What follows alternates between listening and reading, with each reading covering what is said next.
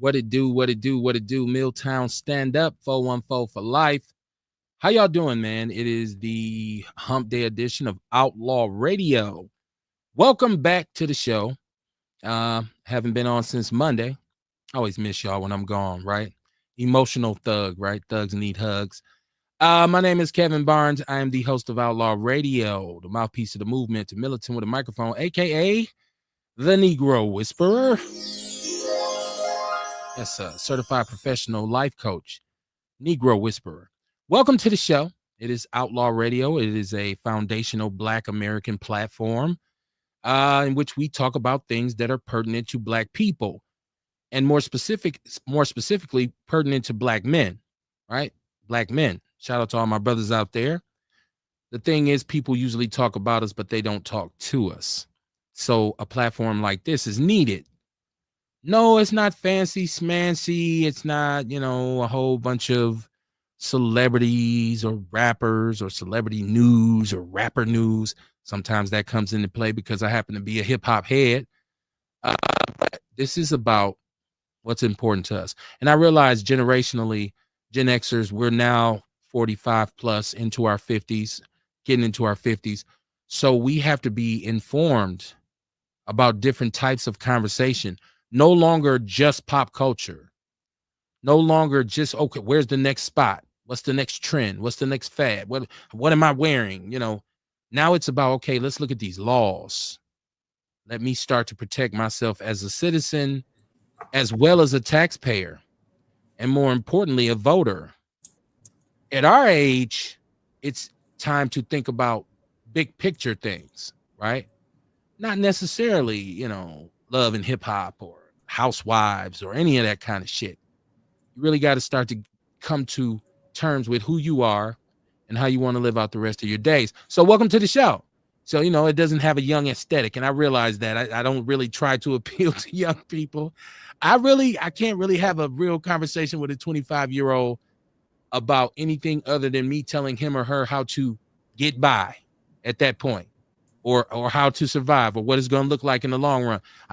The current events that they pay attention to and the ones that I pay attention to are different. And that's fine. The music they listen to and the music I listen to is different. The clothing I wear and the clothing they wear is different. That's fine. It's all good. Right? I'm not tripping. I'm one of those brothers who appreciates the fact that God blessed me enough to keep living. Right? I got a bunch of dead homies. You know what I mean? So I'm just happy to be here, and I'm happy y'all here with me. If you want to participate in all of the different types of shit we're going to talk about tonight, the number is 262-202-5131. 262-202-5131. Got a chat room popping on Facebook. It's going down on YouTube.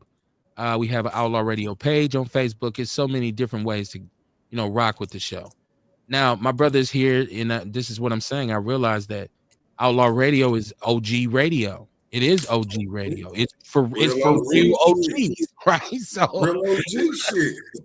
And I don't know if either one of us even took the time to make that connection, but it is what it is. So welcome to the show, my brother. How you doing tonight? Hey, I'm well. Peace to the family. How y'all doing out there? And welcome to Outlaw Radio, like he said, where we talk that talk and we definitely walk that walk. Raising vibrations and elevate. Y'all better come on. I'm trying to tell you who I am. The woman lover, the Black man's culture, teacher, hood, healer, the ghetto witch doctor, the real OG. Hey, mama, there go that CMOS, man. I'm also the one who brings you House of Vitality and those real OG videos. If you ain't seen them, you better check them out and bring your ass down to the House of Vitality and get you some of this CMOS or something. There we go. And support all the Black businesses that you possibly can. If you have an opportunity. Now, I know that we don't own enough so that we can shop 100% with us, but where you can and where you have the ability to, please engage and please participate.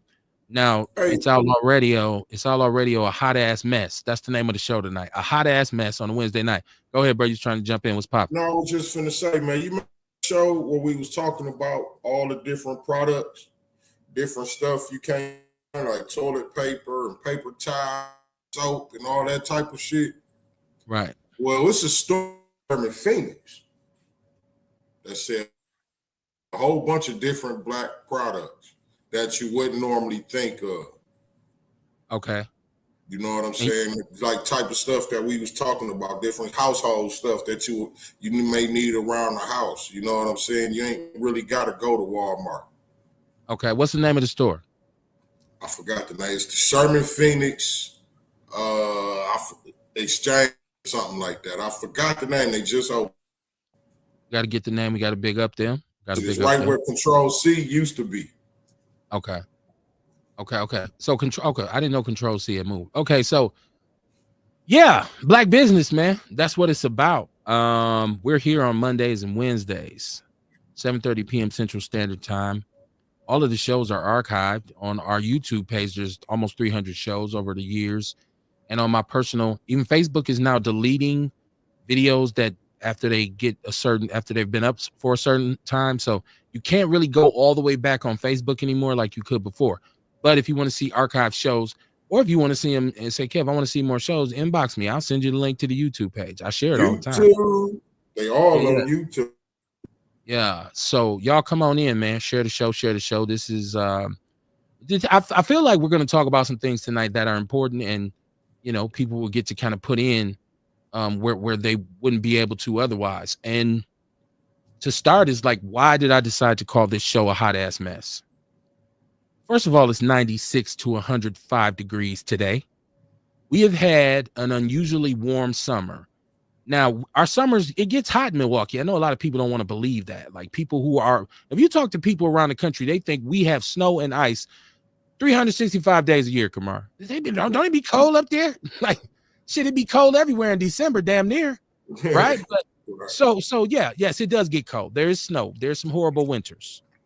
But summers can be like we have right now, with the humidity, with random thunderstorms and but that is nature feeding and supplying for itself. That's necessary, right? You have to have that, because if it don't rain enough, you say we got a drought. If it rain too much, you say we got a flood. Make up your fucking mind. That's why I don't complain about weather. So yes, it's very hot up here. Heat index is off the chain. It hasn't stopped young brothers from wearing full hoodies, ski masks, and balaclavas, right? I'm seeing young brothers with a coat, a hoodie with the hood on, and the balaclava, aka the shiesty. I don't know what's wrong with these young niggas. I do not know what's wrong. This is why the behavior is so crazy. They all mixed up, Kamar. Listen, my brother used to give me flack for back in the days, you know what I mean? In the summer, I was trying to do the khaki suit thing, right? And so the khaki suits I had gotten had long sleeves. So I would wear the long sleeve shirt in the summer. My brother would be on my ass. You gonna fuck around, have a heat stroke. Take that shit off. You making me hot, right? These dudes have winter jackets, hoodies with the hood on and the shiesty. I asked the young brother about that, right? The brother said they don't want nobody to see their face. They worried about who gonna see them. Why do you need a hoodie and a winter coat on with that, though? I told him, I said, man, listen, if you got to live where you scared for people to see your face, you ain't living right. You're living wrong. It's all bad. Especially when it's 97 degrees. You know what I mean? You need a career change, young blood. Yeah. It is. And when I say a hot ass mess, yes, it's relating to the weather, but situations in this city is shitty. The homicide rate, the rate of crime. You got some leaders who keep telling you crime is down. And I don't care if there's some change in statistically in some of the different categories, because we don't really know how they came up with these categories. You know what I mean? Like, it's like that deceptive thing about black on black crime and minority murder. When you figure out that when they take this statistic, they lump in all minorities with us. So if it's a black on black crime or a Mexican on Mexican crime or Asian on Asian crime, they put all that with us and then say, oh, y'all, it's y'all. Well, no. You know what I mean? And the same thing with the incarceration rate. They sell us a lot of twisted narratives and we just kind of accept them and move forward. So that's messy as well. But it is a hot ass mess on a social media level where I see brothers going after brothers. Look, arguments have to happen. Disagreements will come about. You know what I mean? Some of these cats, I don't know. Do you know how to argue? Like, like you ain't arguing right. You know what I'm saying? Like, we got a disagreement. Kamar, you say, Kev, you don't know what the fuck you talking about. I say, you don't know what the fuck you talking about, Kamar. You be like, nigga, I'm trying to tell you, da da da. I be like, nigga, I don't give a fuck about that. You be like, all right, man, fuck it. And then you hang up and we don't talk no more, right? You ain't gonna say, Kev, I'll come over there and blow your motherfucking ass away, nigga. Don't make me catch your son coming out of school. You know what I mean? Like, this is what I see. I see brothers just habitual line stepping because you disagree. Yes, it's messy, hot ass mess. Downtown, City Hall, mayor, countywide, county executive, hot ass mess. MPS, hot ass mess. MPD, hot ass mess. Just a mess, just fucked off. That's why I call the show a hot ass mess, y'all. And I figured I'd play off the temperature being so high. So you see Kamar how I be trying to, you know what I'm saying? Like, And you know, remember, I told you a long time ago, I quit trying to figure out what the title meant. Just wait until this part lets you explain it. I learned I know it's a method to your madness. You know what I'm saying? It's a method. He called the show what? I think you figured that one out. Either it was on the show Butt Naked or Free Porn. Like we did it. We did a show called Free Porn. And it really wasn't about us giving away free porn. It was about the fact that you could pretty much get porn for free right now via the internet, any kind of way you want it. So it was a certain perversion within our society. So, you know, and Butt Naked was just about vulnerability. Because when you naked, that's when you're at your most vulnerable. That's why people like, cut off the lights. Girl be like, cut the lights off. No, leave them on. No, cut them off. You're too vulnerable when you're naked, and vice versa, right? So, yeah, you're right, and you did say that to me a long time ago. Like, dude, I don't know what the fuck you talking about. Let you explain it. But no, off of it did. Tonight, though, I'm talking about our city. Well, you know, for foundational Black Americans, it's like our country in general. America is a hot ass mess, dude. Our president. You know what? I had this kind of epiphany that there's no need for me to argue with anyone about his policies, about what he's doing, about Project 2025. Only thing I need to do is watch him lie and then watch it be disproven. Just over and over and over again. Watch him say something stupid and people make excuses for him, and then he's on to the next stupid thing. And I'm going to talk about the latest dumb shit, latest messy shit that our president is on.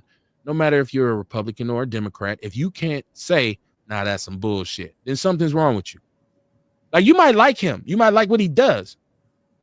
But some of the shit he's doing, it's like, that's some bullshit. That's messy. And so that's kind of like where I came from with, you know, a hot ass mess tonight, this evening. Y'all share the show. If you want to, like I said, if you got something that's on your mind and you say, that's messy. That's a hot ass mess. Hit us up. Get on the line. Get in the chat room. We'll talk about whatever it is that you have. I just, once again, I look around and I see nothing but dysfunction. I try my best because there's a part of me that wants to be very optimistic. And so I try my best to kind of say, okay, let me consider both sides of the story when I'm looking at what's being done, the moves that are being made in our city.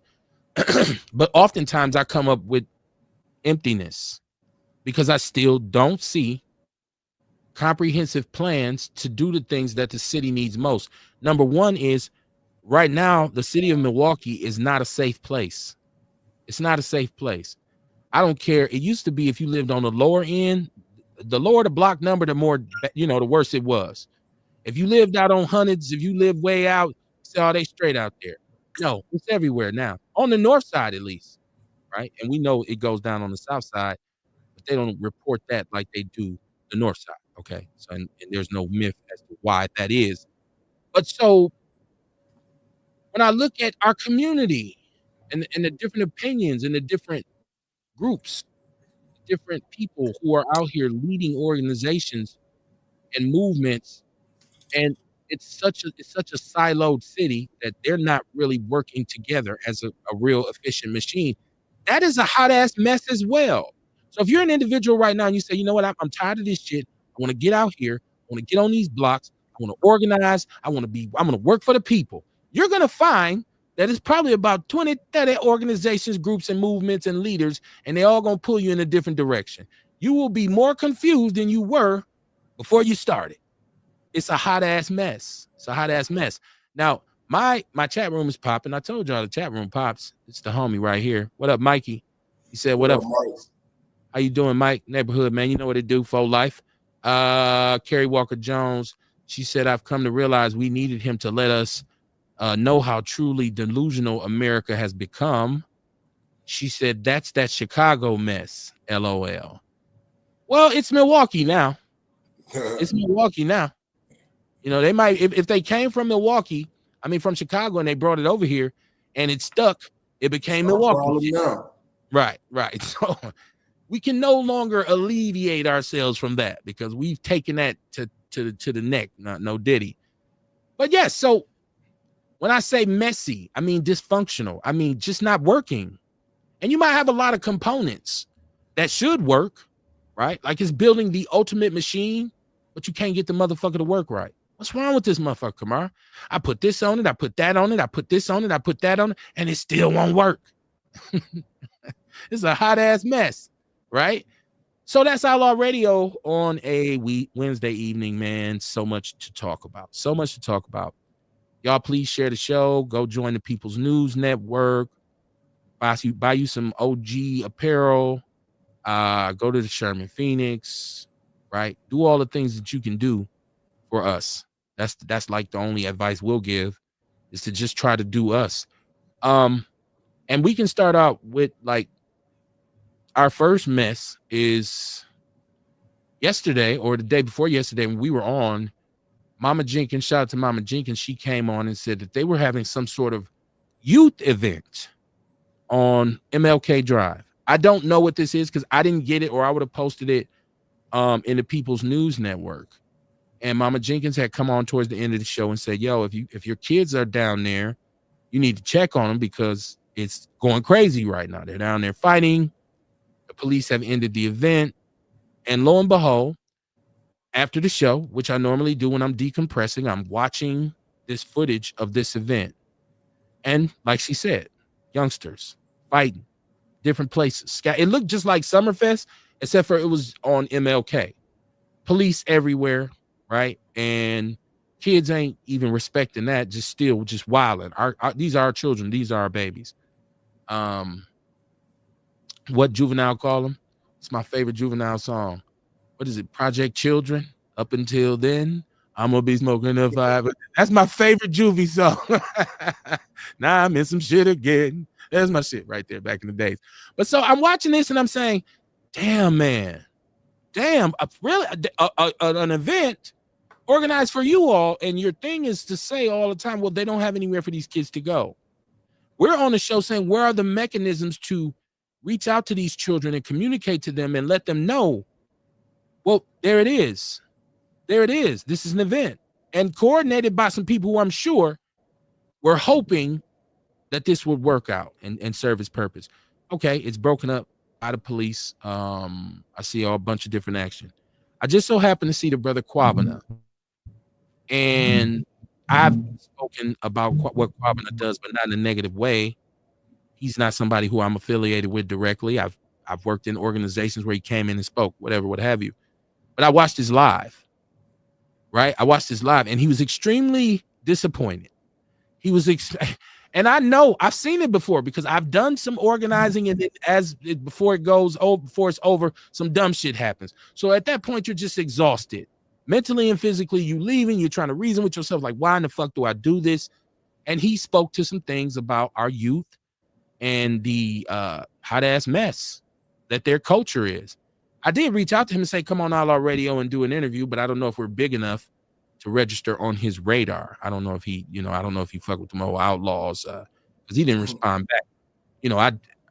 I did my job. I said, come on Outlaw Radio and talk about it, right? Like, I mean, but if he doesn't come, it's fine. There's no hurt, no harm, no foul, none of that. Especially for me, who I done got on here and said, I don't want to come sit down with y'all. I don't want to hold hands. I don't want to know y'all. So he might be like, that's the dude who said he don't want to talk to us. So I get it. You know what I mean? But at the same time, I did what he said was pretty accurate, how he spoke about trying to reach out and being optimistic that when everybody else writes our youth off, we have to stay in trying to reach them. We can't give up on them. But what you get is a hot ass mess. And at this point, I can't look at our children and say, y'all don't know any better. Because you do. You do. You're absolutely ignoring the fact that you know right from wrong. It is a conscious decision. And so now the talk has begun to bring back or reinstate or now start to enforce again the curfew for our youngsters, 17 and under. And Kamar, when our city went crazy during the crack epidemic, you and myself, we got to be about 15, 16 years old, and they hit us with that curfew. And it would come on the news and say it's 10 o'clock. Do you know where your kids is? You know what I mean? And so now they want to reinstate this curfew, but if they had a 9 o'clock one and a 10 o'clock curfew. Yeah, it was like 15 or 17. You guys got on the street. The first 9 o'clock come on, and then the 10 o'clock one to come on. It was enforced too by the police. Yeah, what y'all doing now? They took me to District 4. I was 9, nigga, in Westline. I had my 5-year-old little cousin with me. They took us both to District 4. I lived like a half a block down the street. You ain't supposed to be out here. You ain't supposed to be out here. It was serious fuck about that shit. Here's the great thing about this. And I feel like this will be effective, and people might disagree with me, but it is what it is at this point because it's an entire hot ass mess. The parents are going to be responsible for paying these tickets. Okay? The parents will be held responsible. If you're a minor, because technically you're in their care. Right. So you should be held responsible. Okay? Now, people were upset. Some people are upset about that. Now, let me go to the chat room because I've already seen Kerry Walker-Jones. She says parents have to get involved. Parents have to get involved. Hold on, check this out, though. We got to be careful with that.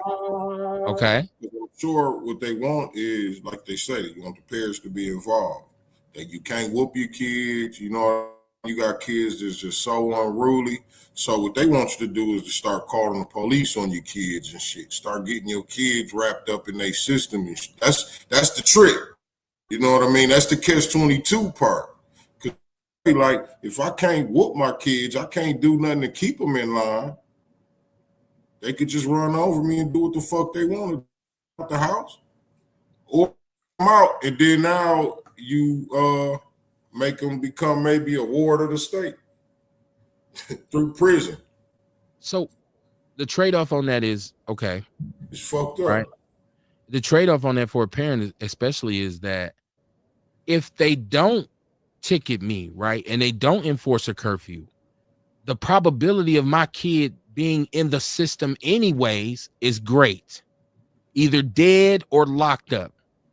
So which one do you pick, right? Do I call the police myself and say, yo, my son, so-and-so and so-and-so, I'm telling y'all right now, I've done everything I can as a parent, and if y'all catch him, like that, I get what you're saying. Like, you have to be able to put in a mechanism to protect parents who are doing all they can, but dealing with a kid who is really taking advantage of, if you whoop me, I'm going to call the police type shit. So I feel you on that. That's a dope perspective. I'm glad you said that. But I think it goes back to that principle that we said, well, when people fucking up as a whole, sometimes the people who doing right got to pay too, right? Like that makes them more adamant to other parents. Like, hey, man, shit, y'all got to we got to get these kids together, man. You know what I'm saying? Your son and my son is on some bullshit together. Because now if you do something to your child, now it could be child abuse. It can be, and those charges are severe. So that's a very good point. You know what I'm saying? Kunta Kinte, that's a good name, by the way. Kunta Kinte. He said, trying to steal the youth. The Honorable Elijah Muhammad taught robbery of knowledge is the worst kind of robbery out there. I agree with that. But at the same time, you can't teach empty seats. So we got to get to a point where our kids will actually start to listen to what the fuck we're telling them. Right. And that's one of the issues. You little hard-headed hoodie and 95-degree weather ass hot babies don't listen. They don't fucking listen. So as a parent, you say, what else can I do? I done told this right? Kamar, you just hit on something, man. So parents need to be calling downtown and say, if y'all implement this, hold the fuck on. Hold on, man. Right. I don't need no ticket. How do I create a track record where I don't have to deal with that shit? Just like with school, like you got kids that don't go to school, it's got to be a track record with the parent is, you know what I mean, calling and, hey, listen, man, they ain't listening to me. They ain't doing this. They ain't going to school. They want, every time I send them out the house, they go somewhere else, and they want you to do that. So now it's tabs on this child, you know what I mean, saying he's a problem child, he's trouble, and all this type shit. So now they getting looked at different and even possibly get treated different. But you know what, Kamar? At the end of the day, after thinking about, I agree. Trust me, I'm with you. No, just thinking about what you said. I just feel like it's a catch-22 in there, man. Like, I hear you. Either way it go, the parent is in trouble. So and it's just me as a father speaking. If I've been here for you for your whole life and I've raised you and I've done what I should do as a parent, right? And you decide at 14 or 15 that you're going to disrespect me or start to disrespect the laws of my house, I'm going to your mouth, no diddy. I'm popping the shit out of you. If at that point you choose to say, okay, I'm calling the police on you, daddy, I'm going to say fine, and I'm going to deal with all of that. I'm going to go to court. I'm going to say, Your Honor, yes, I did, whatever. I'm going to go through it. But you know what? You can't come back to my house. Like you said, now you're a ward of the state. I'm signing off all my rights for you, and I'm not going to have a problem with it. I'm going to be like, all right, you just earned your independence, bruh. Because I'm not finna be dealing with I ain't been to jail for shit, and I'm going to go to jail for you. Because you want to stupid shit. I done been to jail for shit, and I ain't going. Right. You think I'm finna get a felony at this point? And I did all the shit I should have got caught for, and I didn't get caught. You telling me you gonna get me locked up? I'm gonna sock your motherfucking ass up before I the shit out of you. I will slap the shit out of you, boy. You out your fucking mind. And call up. And I'm gonna tell you, call the police. Abuse by the time they get there. Man, you know, Kamar, this shit started in the 80s when we were coming up, where you go to school and you might have got a whooping, and you go to gym, and the gym teacher says, oh, how did you get those marks on your leg? You're like, oh, I got a spanking. Okay, go see the guidance counselor, right? You go see the guidance counselor. Say, oh, do you want me to call somebody in? We used to tell my mother that. You know what she used to tell us? Tell them to call them motherfuckers. They can have your ass. Tell them to call them. That's what happened. So what I would do is when they ask me, I'd be like, no, ain't gonna be no need for that. So if my kid gets to the point, if he gets to the point where like, yeah, fuck, dude, I want to see him in jail, bruh, that is it for us. You can go. Because I'm gonna come back from the shit. I'll be okay. So we got to make hard decisions, man. But like you said, another example of something that is a hot ass mess. The way they've set up laws that affect how we actually parent our children. But you got a real issue with your child. If your child feels the need and he or she's become that manipulative where they're going to call the police on you because they did some fucked up shit, you might need to let that baby go anyways. That little son bitch ain't good to nobody, including his or herself. And I tell him, you fucked up. You something wrong with you. Listen, I'll talk to you when you 30. I holla. Bye. Mikey Davis said, nah, I can't be all articulate, so I'm just going to say how the fuck I feel about this. I love it. You don't have to be articulate at all, baby. It's Outlaw Radio. He said, these teenagers definitely need this. I'm not sure if it's going to work, but these parents going to get tired of the penalties. They're going to start putting motherfuckers out, and they're going to learn that paperwork. Let me call this number and let them know. Hey. Hey. That motherfucker don't live here no more. I worked with adjudicated teenage felons for about 4 years through the Focus program at St. Charles. These were teenagers who had committed felonies, Kamar, right? The juvenile record is sealed.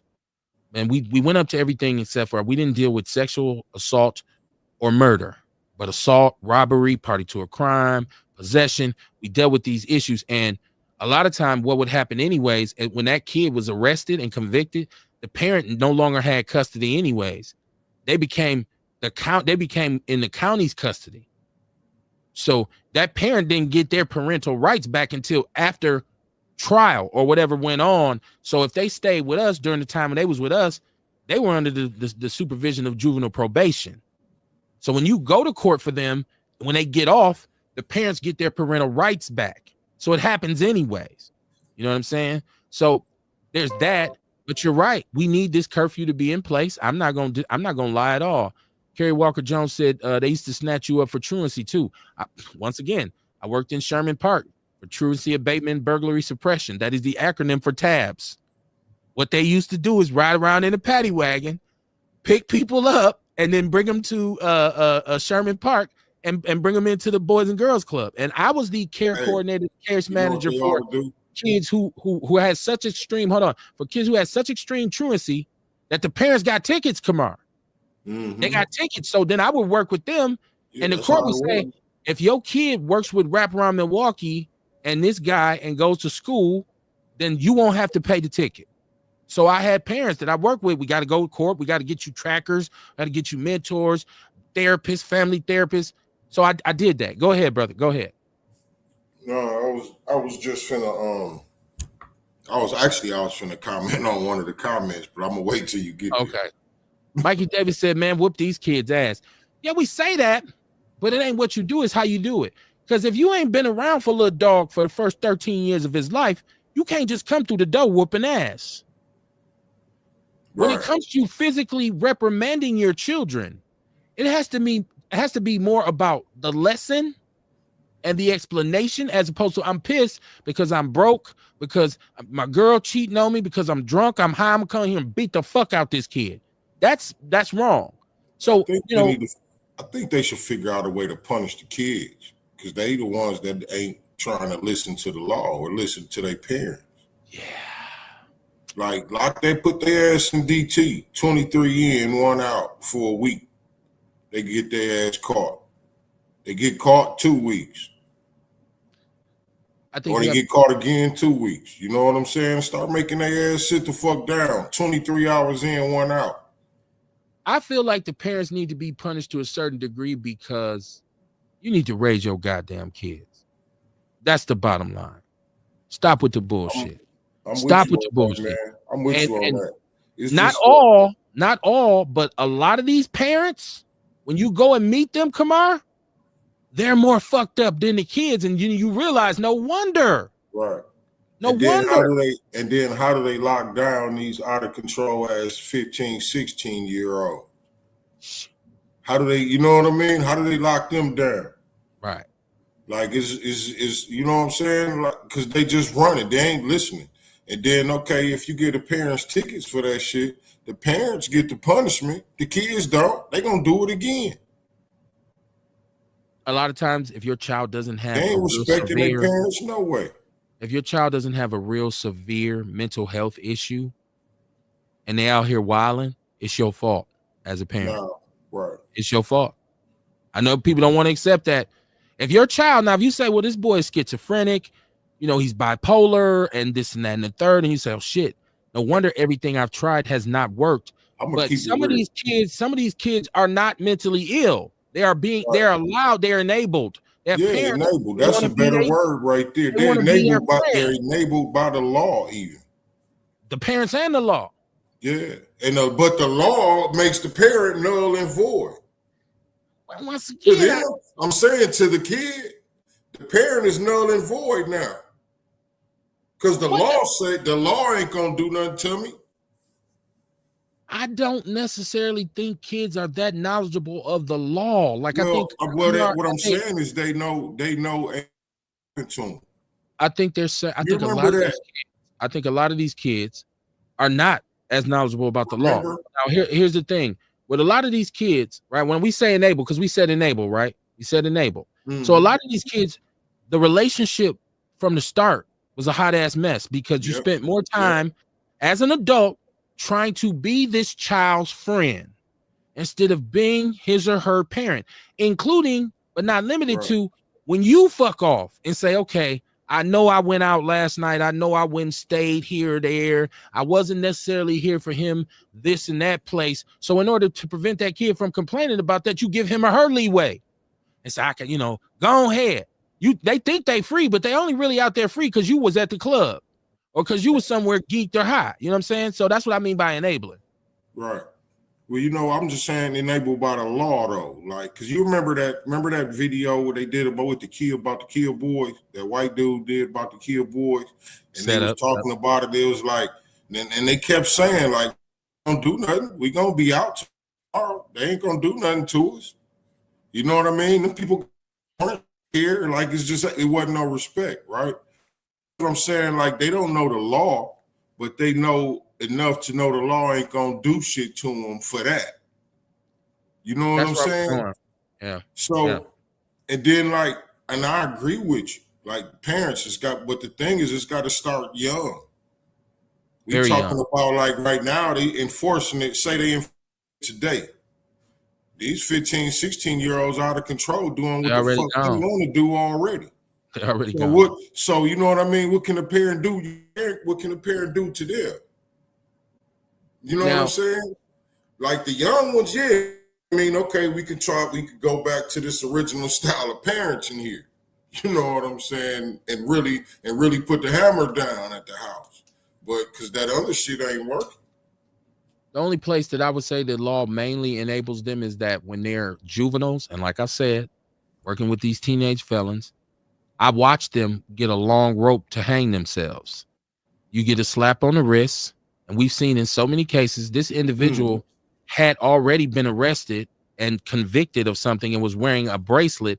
He or she cut it off, but they seal your juvenile record. And what they do in Wisconsin in particular, and I used to tell these boys this, y'all just cargo, right? Like, because they're not really giving you stern consequences like you should have for the crime you committed.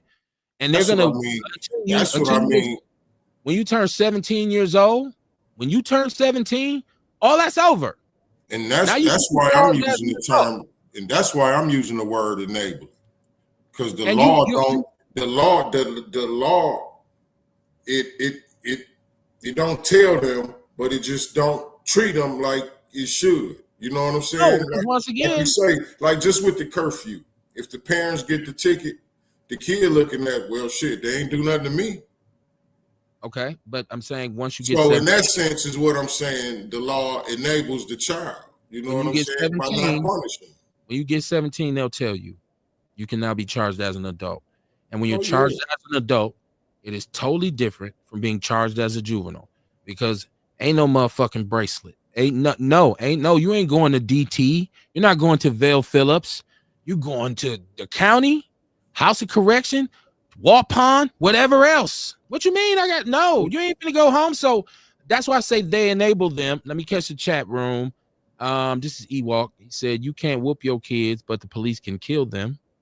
Who is this? Kunta Kinte. Shout out to Kunta Kinte. He said Dr. Frances Cress Welding is the ideal woman to teach our youth. Still nowadays, brother. I thought she deceased. I thought she passed away. I'm sorry, I didn't.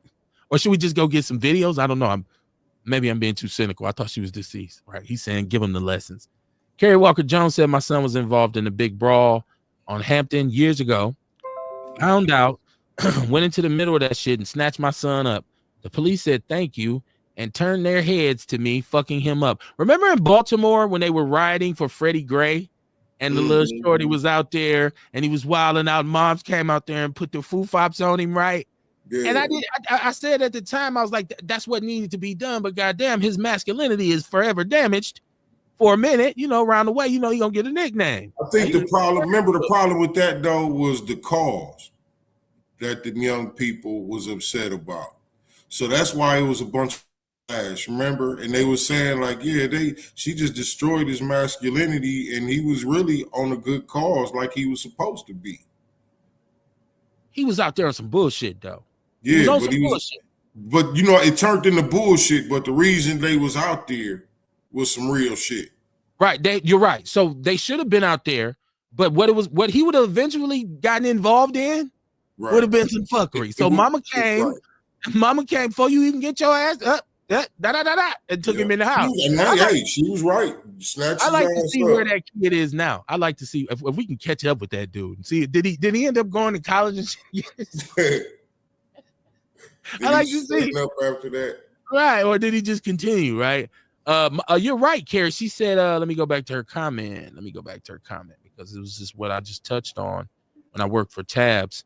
And like I said, the system was flexible enough, Kamar, to recognize that some of these parents, they wasn't like, derelict parents. And so that's why I would call them, we'd have a meeting, I'd go to, and I'd hear the whole story. Like, I work 2 jobs. When I leave in the morning, I wake him up. I give him everything. I have 3 other kids. I go to work. I leave my first job. I'm going to my second job. I stop in. I check on my kids. He's not there. I'm calling him. I bought him a phone. He ain't answering. By the time I get off at night, I come home. He still ain't there. So now I spend the rest of the night trying to find him. I get no sleep. I got to get back up in the morning. So I'm fucking wore out. So in those cases, I would say, okay, we're going to offer him or her all these services, which I used to do. Got in trouble actually for spending too much of the goddamn wraparounds money for some of these. I was taking kids on shopping sprees and all kinds of shit. And you go to work, you go to school for 2 weeks straight, and I go up there and check your attendance. You've been there. I got a voucher. I'm taking you to TJ Maxx or something. I'm gonna buy you some fits, right? And so there was a lot of parents who said, no, what can I do? I don't, and you don't, after a certain while, you don't want to be beating the shit out your kid every damn day. And he 10, 12, 30. You should, in your mind, you should say something's wrong with this motherfucker. Because ass whoopings ain't helping. I need to get him a psychiatric evaluation. You know what I'm saying? And that's not to say go drug your children or none of that. Then you can call somebody who's into natural shit and say, yo, he's been prescribed with this. Is there something natural I could give him as a supplement, as opposed to giving him some goddamn drugs that have him zombified? It's a hot ass mess. She said better a tabs charge than a murder charge. I will agree with that. Kunta Kinte said the 19th element on Kafani Radio Network. They need knowledge, wisdom, and understanding from Marcus Garvey. That way, they don't aim to the wrong enemy.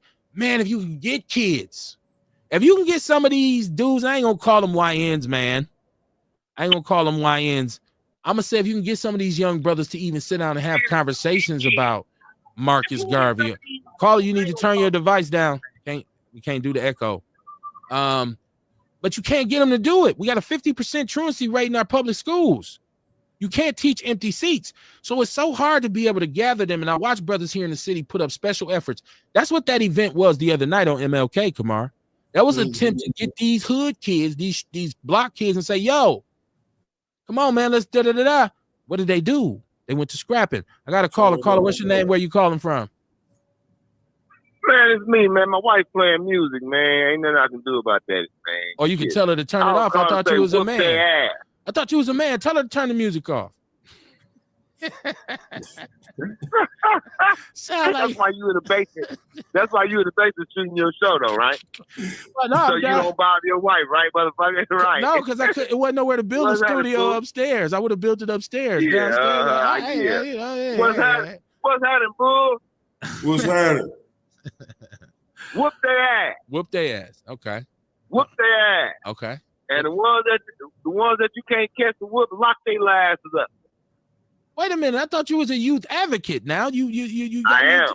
So what you talking about? I am. But listen, man. Some of these motherfuckers beyond you, which means you be saving. Some of these little motherfuckers need to go to jail. Okay. I didn't say all of them, but some of them need to go to jail, man. You know, we got friends who to spend time. I mean, shit. Kamar right there. I'm right here. It helped us. Okay. Right? Showed us what we was missing. Showed us what we could be, right? These little motherfuckers, and I don't use that word loosely. I mean that shit. These little motherfuckers. Some of these little motherfuckers need to go to jail, right? It might save their life. Look at the little motherfuckers over on Juno and Broadway over there, right? Just the other night, MSOE. Y'all trying to rob some people.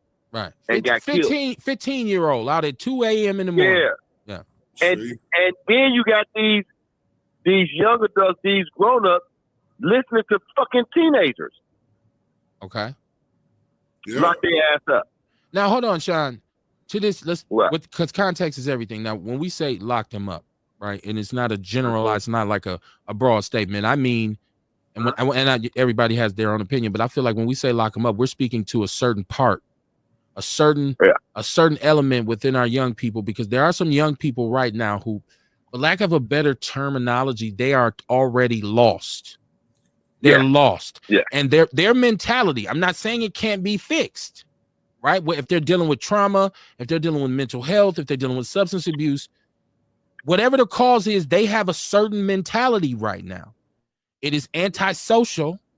It is counterproductive, right? And when you do try to speak to them, there's just no penetrating, there's no just no reaching them. You know what I mean? So those individuals, like I would say, then lock them up, because hopefully there's programming within wherever you put them to, because you finally got them sitting down. They ain't going nowhere. They can't leave. They can't go smoke. They can't get high. You finally got their attention. So yeah, lock those individuals up. Some of them are just go along to get alongs who just gave in to peer pressure. You ain't even supposed to be out here. Those ones we can say. Those ones we can say. We gotta pull these, get rid of these rotten apples for a minute. There we go. Let them go think about That's what we talking about. Rotten apples. We I like about that. them, yeah, them motherfuckers already spoiled. You see the worms coming through the motherfucking apple skin. Yeah, lock they last. A lot of them can be saved. A lot of them can be saved, but some of them is just some straight fucking demons. And I'm gonna go out here and step out on a limb and say, some of you adults, some of you parents are fucked up. Some of y'all should not have children. Old ass young niggas. You got kids because you don't like to wear rubbers. You don't have kids because you want. When I wanted both of my children, neither one of them was an accident or a surprise or a one night stand. And once again, I'm not putting myself on the pedestal because everybody can't do what, you know. I'm saying you have a lot of people who have multiple children scattered because they just don't want to wear rubber. It ain't because they wanted a family or they wanted a child. So you're fucked up too. They're looking at a generation of parents that is totally like the ones we came up with, Kamar. I never seen my grandmother with a drink. She didn't even smoke cigarettes. She was 80-something years old. Okay? She wasn't twerking. She wasn't like, it's Friday night. Me and my girl She definitely wasn't in the club. No, she wasn't going to Potawatomi. She was grandmama. Yeah, my mama was not. Yeah, this is my newest boyfriend. You know, this is even when her and my father separated, I wasn't subject to this kind of shit, right? Because there was a point when my pops had left. I mean, he had to. They separated, right? It was right. So even when he left, I still had to. It was still the same. My mother wasn't playing with me. She like, nigga, she tell me, I will kick your ass. I don't care how big you get. So I lived by her rules, but she raised me. I didn't see her out here like that. So you got young brothers who 13, 14, they done dealt with 5 boyfriends, 2 other baby daddies, and his daddy. By the time he 12. Like, what the fuck, man? So that's another element. That's why I say some of these adults, we're more fucked up than them. We're way more fucked up than them. And what are we teaching them? Right? You can't read. Your mama couldn't read. Your grandmother couldn't read. You're going to tell your son, hey, boy, you got to get your literacy up. Like, no. I'm like, nigga, you can't read. You ain't graduating from shit. These girls picking whacked out niggas to be role models to their little boys and shit. They picking who they like. They ain't even looking for a role model for him. You know that's what I'm talking about. But I mean, they ain't thinking role model, but that's what they is. Right. Okay. Inadvertently. Yes. Okay. Okay. I see what you're saying. Go ahead, Sean. You know, I made a post the other day speaking about the power of women, right, and how they've given it up. I look at these little dirty foot girls, man, these little dirty face, dirty feet girls, and they out here acting like these young, you know. Why are they feet dirty? These young wildcats, man. Why are they feet dirty? I don't understand Because they running the streets with these niggas. Because they run it. Little 30 feet. Yeah, little 30 feet girl. Okay. And I'd be so disappointed though, man, because one day they gonna have kids. Whew. Lord have mercy. I want to get to that, Sean. If they live, right. One day they're gonna have kids, and that's a whole nother lost generation. One day they're gonna be somebody's grandmama. Yeah, shit. Grandmama was a flipper. Yeah. God damn. Grandmama gonna be in the club, baby. Girl, go ahead. Man, her and grandbaby gonna be in the club. Figure that one out. Watch. That's coming. Yeah, man. Grandma's in the club with their grandbaby. We already got it now. Yeah. Look, Yeah. I You already got that. I got Kunta Kinte in the chat room. Shout out to him. He says, Y'all go ahead, man, because my wife is crying in there. She going to see my son tomorrow. That's all good, man. Down Peace in Orlando, and love. so just hit us up. I'll catch y'all later, man. Peace and love, man. Peace. Yes, sir. Kunta said, I regret not knowing the supreme teachings when I was young. It would have saved me years of suffrage. Man, tell me that. He says, truth is medicine and a form of life, according to Honorable Silas Muhammad. Truth is medicine and a form of life. Okay, truth is. I get it. He said, NOI has been trying to reach out 100 years. Yeah, I'm hoping, and I think that within the nation, they have structure set up where the young men do get an opportunity to be, mentored and guided, right? That structure is really strong still. And so they have a better chance of encountering. And they've been successful. They have a better chance. Those kids have a better chance of in encountering a positive man who really and he's giving you knowledge and wisdom at the same time, right? That's not the norm in our community because some of these dudes, these OGs, if you will, Kamara, tell a dude in a minute, man, fuck all that bullshit, man. Man, I done been. I'll tell you something. I respect the NOI. The NOI is documented about how they made men better men. Absolutely. And women better women. So hey man. And that's why I keep saying hats off. That's why I keep saying the minister is the preeminent leader that we have. That's why I have so much respect for the honorable, or I'm saying Minister Louis Farrakhan. The honorable is Elijah Muhammad. I'm sorry, y'all. Minister Louis Farrakhan, because he has a track record. And you can look at a lot of dudes that's supposed to be leaders and say, well, what have you done? And he can lay it out for you like, what have we done? Right. What have we done? Check us out, right? Look at this. Nation. We got a whole nation. Got a whole nation. Got a whole nation. Yeah. That's why when I see him, I'm listening. And I'm not a Muslim, but when I see him speaking, I'm like, let me see what the minister's talking about. I'm usually on whatever he on. The only thing that I heard him say recently was I heard him kind of giving Donald Trump some props, and I was kind of confused. I didn't listen to the whole thing, but I was just like, nah, I can't. I'm sorry, minister. This is where I don't agree with you, but I'm pretty sure if I did, I would understand it better. This is Mama Jenkins. Shout out to Mama Jenkins in the chat room. Welcome aboard on a Wednesday evening. Outlaw Radio, a hot ass mess. She said, good evening, my Outlaw family. I don't give a fuck what nobody say. I'm gonna beat the shit out of mine, and I'll be willing to go to jail for whooping a disrespectful kid ass. I'm from the old school, and my mama would be on your ass and anybody that was in her way. She said, we got our ass beat with razor straps, extension cords, and I bet you we knew who was the boss. My mama told all 10 she was not coming to jail to get none of us out, and she didn't. We were some bad kids, but we were respectful. My mother was a Southern, we had that too, and she did get physical when it needed to be. But what I found is raising my two children, Kamara, is I didn't have to whoop ass like that because the structure was there. The consistency was there. The love was there. I didn't have to whoop their ass. Me getting loud with my kids was enough. My daughter tell you right now, if I raise my voice, she went in the room and closed her door. She like, no, I'm not fucking with you. See, that's the difference too, Kev. Like, we started early. Right. I was there from the popped out. That's what I'm talking about. We started with the firmness early. And you know what I'm saying? So the respect was there when they get older. The respect is there. They. And they're not perfect. And they may make mistakes, is what I'm saying. Definitely. But what I'm saying is when they were growing up, they never got out of control. Because when they were minors, they were my responsibility. Now, what you do when you get away from me and you decide you want to do da-da-da-da-da-da, that's on you. So I'm not going to say my kids are perfect and they'll never make mistakes and they'll never have setbacks.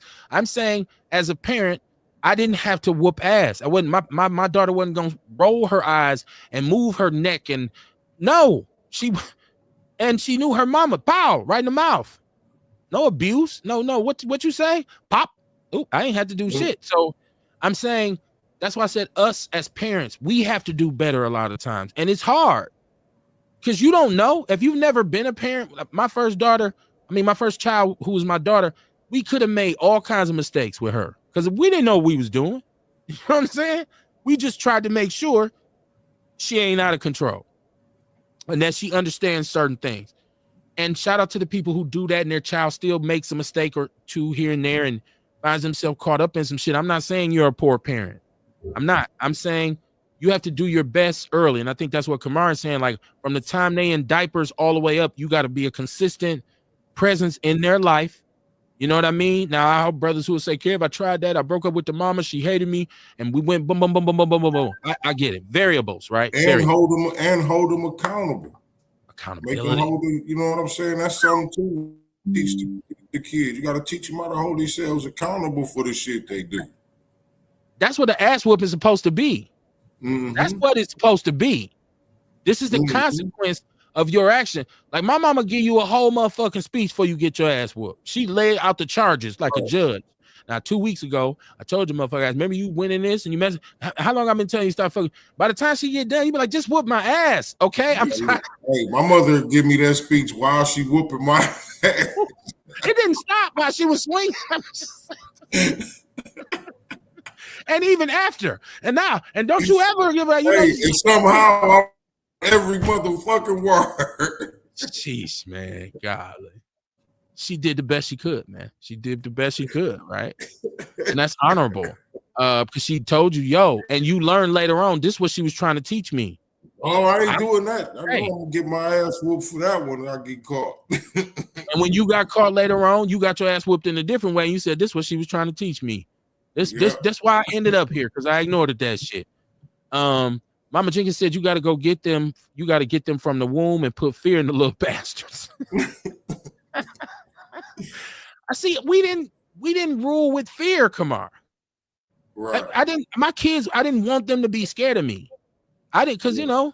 And my daughter, like, nigga, you was the biggest nigga I ever seen in my life. When she was a little bitty girl, she like, dude, I am terrified of this big old Grizzly Adams looking nigga. So I didn't want her to be scared of me. So I was huge, and I have a heavy voice, and I'm, you know, I got a certain kind of personality, but I always try to show her I'm daddy though. Whatever you ask me.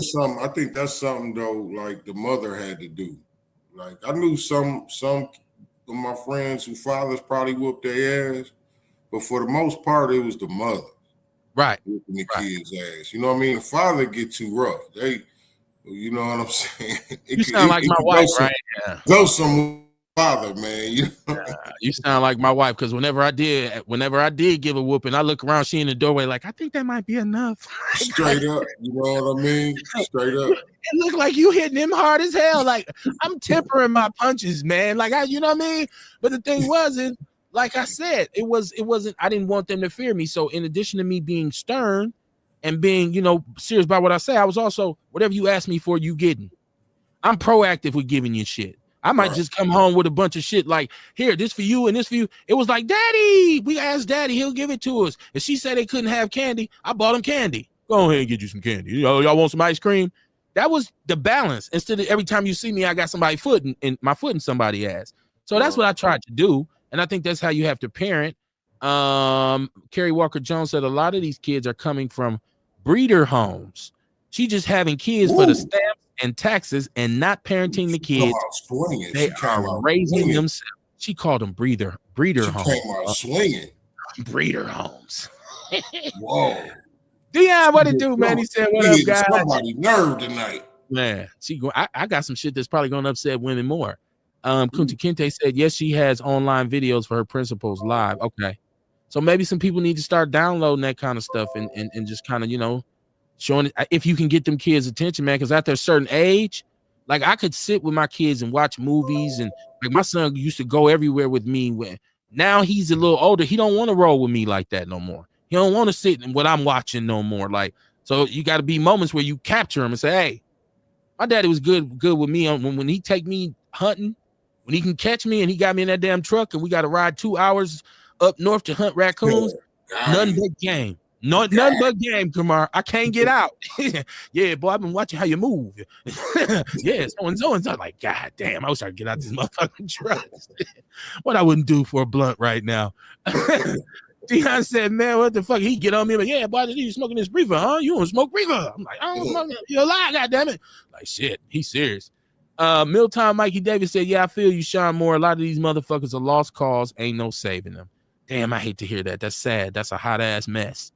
Ewok said these new kids is hard work, but yeah, we can save some of them. Earl Henning, shout out to Earl Henning in the chat room. What it do? He said they just don't care about anyone, including themselves. I don't think they value their lives. By some of the risks that they're taking, I'm like, to them, I don't think they fear death. They get maimed and tow up in these car accidents. And see the kids on Fond du Lac, I think it was Sherman, and they just went on this high-speed chase, and they was all fucked up. They was pulling them out the car. The girl had her phone out. The dudes was dancing. They seen the news cameras. They was dancing. I'm like, did you see this shit? Come on, you didn't see this footage? I ain't see it. And look, they had them on camera from the time they stole the car. And then they was riding, they got chased, and the car was totaled, man. The police, they had to pull these kids out the car. They was on the ground, police everywhere, fire trucks, and the little girl, I swear, had her phone out, and the dudes they was jugging in the back. I said, man, what the fuck is wrong with our kids? Lord have mercy. Say, great day, my brother's chocolate milk. Absolutely. Dion said, dirty feet. Sean crazy for that. The dirty feet is crazy.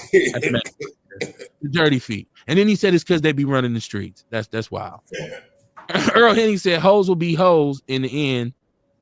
Sir don't know what to do. He said, I got a Tennessee ass whooping in White Constant when I was young. Made me a better man today. Yeah, I got my ass whooped too growing up, man. I'm telling you, and that's what I'm saying. A lot of times when I was younger, I'm not gonna say I ever got an ass whooping I didn't deserve. Because I was what they would call a little mischievous as a young kid. I was. If my mother had to just let me ride, I don't know. I think it made me better. But at the same time, I don't know that an ass whooping is what I needed. Okay, I needed an ass whooping. But I felt like I'm not gonna do this to my kids, right? That's how I used to feel. Like I'm not going to beat on my children. I always think that that's some slave shit anyways. Like, how do you teach a black person something? Well, you whoop their ass. I think that's handed directly from a slave master. Like, that's how I teach my niggers. I won't let them go to school. I won't let them read unless they can go read the Bible. But I'll whoop their ass when they mess up. That's how you teach them. So I always looked at it as kind of like a slave concept. She said, I didn't get whooped. I learned watching my brothers and made sure I was coming correct. And you know what, cuzzo, you're the only girl, and I know listen, we're family. Your brothers, yes, I'm pretty sure you watched a lot of ass whoopings. I know you sitting there like shit. I'm okay. I shouldn't do that. So you're the only sister. You're the little sister. So yeah, I'm sure you watch big bows and all them, man. I know you seen a lot of ass whoopings. So yeah, you learn. My daughter was like that though. She was like, I didn't have to whoop her. She just watched it. I'm not gonna do that. Mama Jenkins said back in the day, parents could look at you and you knew what was up. I know one woman who could. Good Lord, you didn't want my mama to give you that look, especially if she had to light her a fresh cigarette and have it hanging in her mouth, and she turn and look at you, and you'd be like, "Oh shit, I'm finna go chill." Cause still got ass whooping when I got home. Dion said it's abuse, and we want to distance ourselves from slavery, but still hit children. Well, that's why I said I didn't. And listen, if you raise a child, let's put this out here. You might need to spank your child. You might need to. I ain't saying beat them. I ain't saying get we get Hot Wheel tracks and shit we used to get hit with. But as a little bitty kid, right? You raising a little child and you say, "Hey, don't do that," and the kid look back at you and say, "No." You know what I'm saying? Don't touch that. He grab it anyway. Yeah, I'm gonna pop his little hand. I'm gonna tap him on his behind. No diddy. Bow. I told you don't do that. I ain't hit you hard, but I shocked you. I think if you do that early, it's easier as they get older. Once again, my kids shouldn't be 12 years old getting 3-4 ass whoopings a day. I shouldn't have to knuckle up with this little nigga in the backyard. So if that's the case, then I'm looking to say I think he or she has something wrong with him. Hey, I'm not gonna keep beating him because you can't beat it out of him. Right. Hey, look, that's how animals even get their kids to act right, man. You know what I mean? They give them that shock value. Okay. You know what I'm saying? That's what it be. Mother dogs, they with their puppy. Right. Snatch the puppy. You know what I'm saying? And the puppy get his shit together. Right. It ain't about beating them. You know what I'm saying? We just saying like getting them in line early like that. Yeah. So that way, when they get older, it's a level of respect there. Because see, at this point, what do? Like we said, like we talking about today, right now.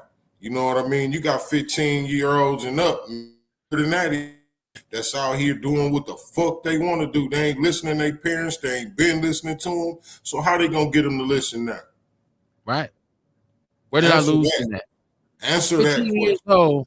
15 years old, you out on the lick at 2 a.m. Everybody talking about don't whoop kids and don't do this. Well, what's the alternative? Because we see this shit ain't working.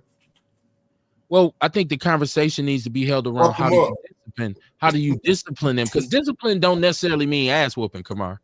You know, a lot of people say, well, you don't discipline these kids. Okay, but it don't necessarily mean get a stick and beat the shit out of them. Right. Teaching them discipline, right? You know what I mean? Like, you know, if you fucking up, I only owe you 2 hots and a cot. You don't need Jordans. You don't need all this fab-tablet shit. You don't need a PlayStation 5. You don't need a big screen TV. You can go hoop in some shower shoes.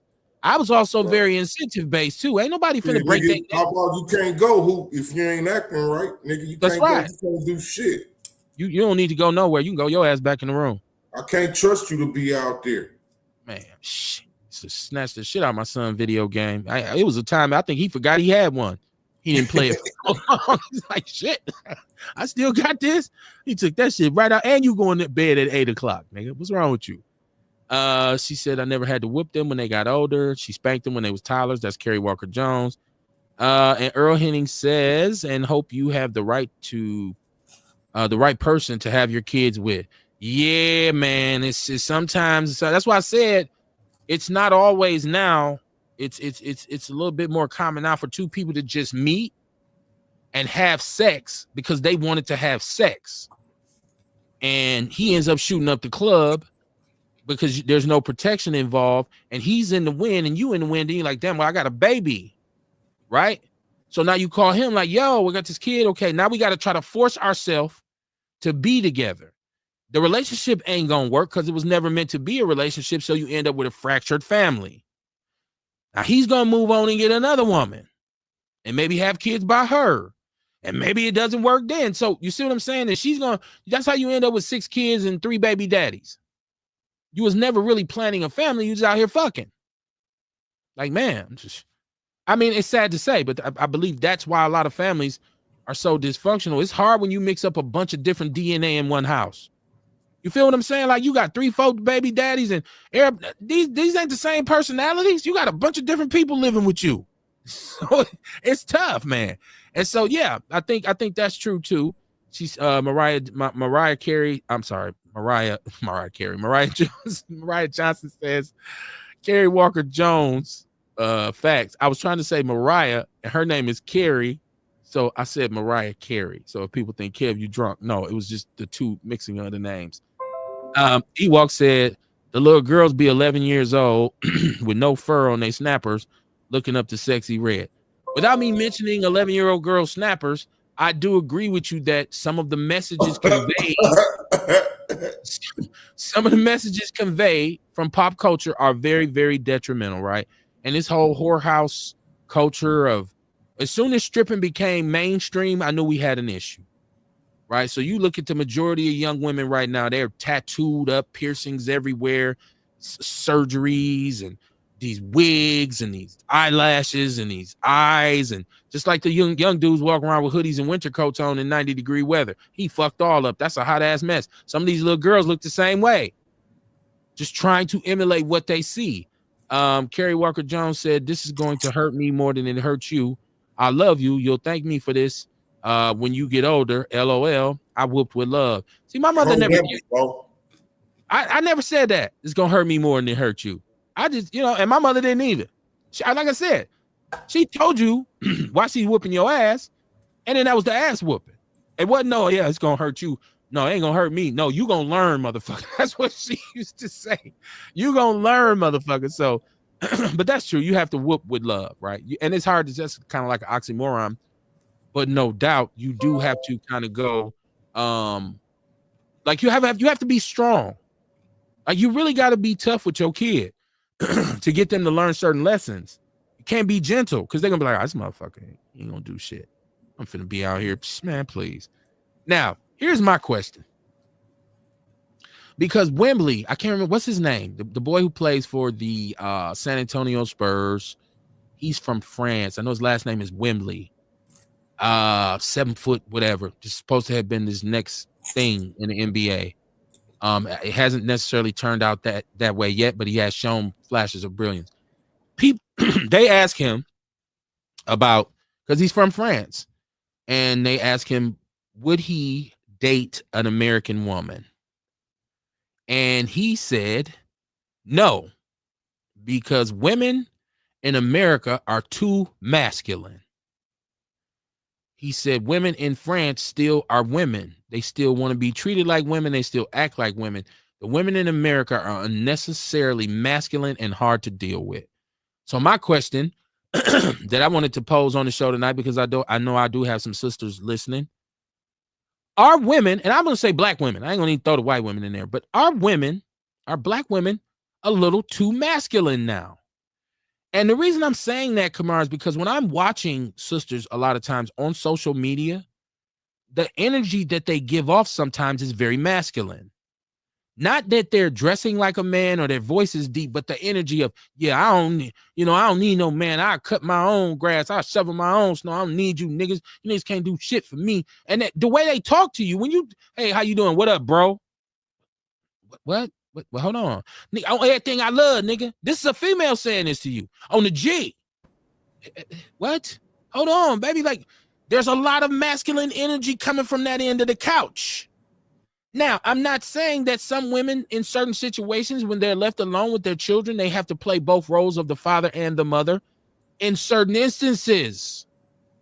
But you can't become a man, hit a switch, become a man, hit a switch, go back to being a woman. I kind of think that black women, on a whole, have started to push out more masculine energy than I've seen in a long time. When I listen to their rap, every time I hear Glorilla, I just can't help but laugh. I'm serious. Her voice is the goofiest. Like, it's the most masculine energy was a voice. It was Glorilla. Ain't got no nigga, and no nigga ain't got me. Your name is Glorilla. Like, right. And this is their, that's that energy right that there. I'm talking about. Go ahead, brother. To answer your question, I would say this, right? We can look at what they say. All the women that say, I need a man to put me into my femininity.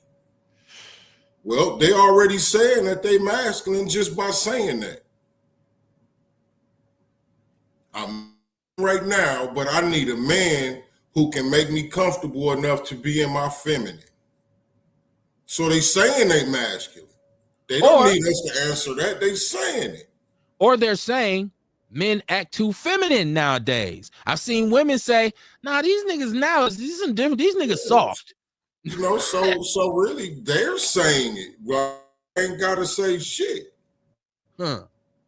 Okay. Let me go chat room. Just like they say,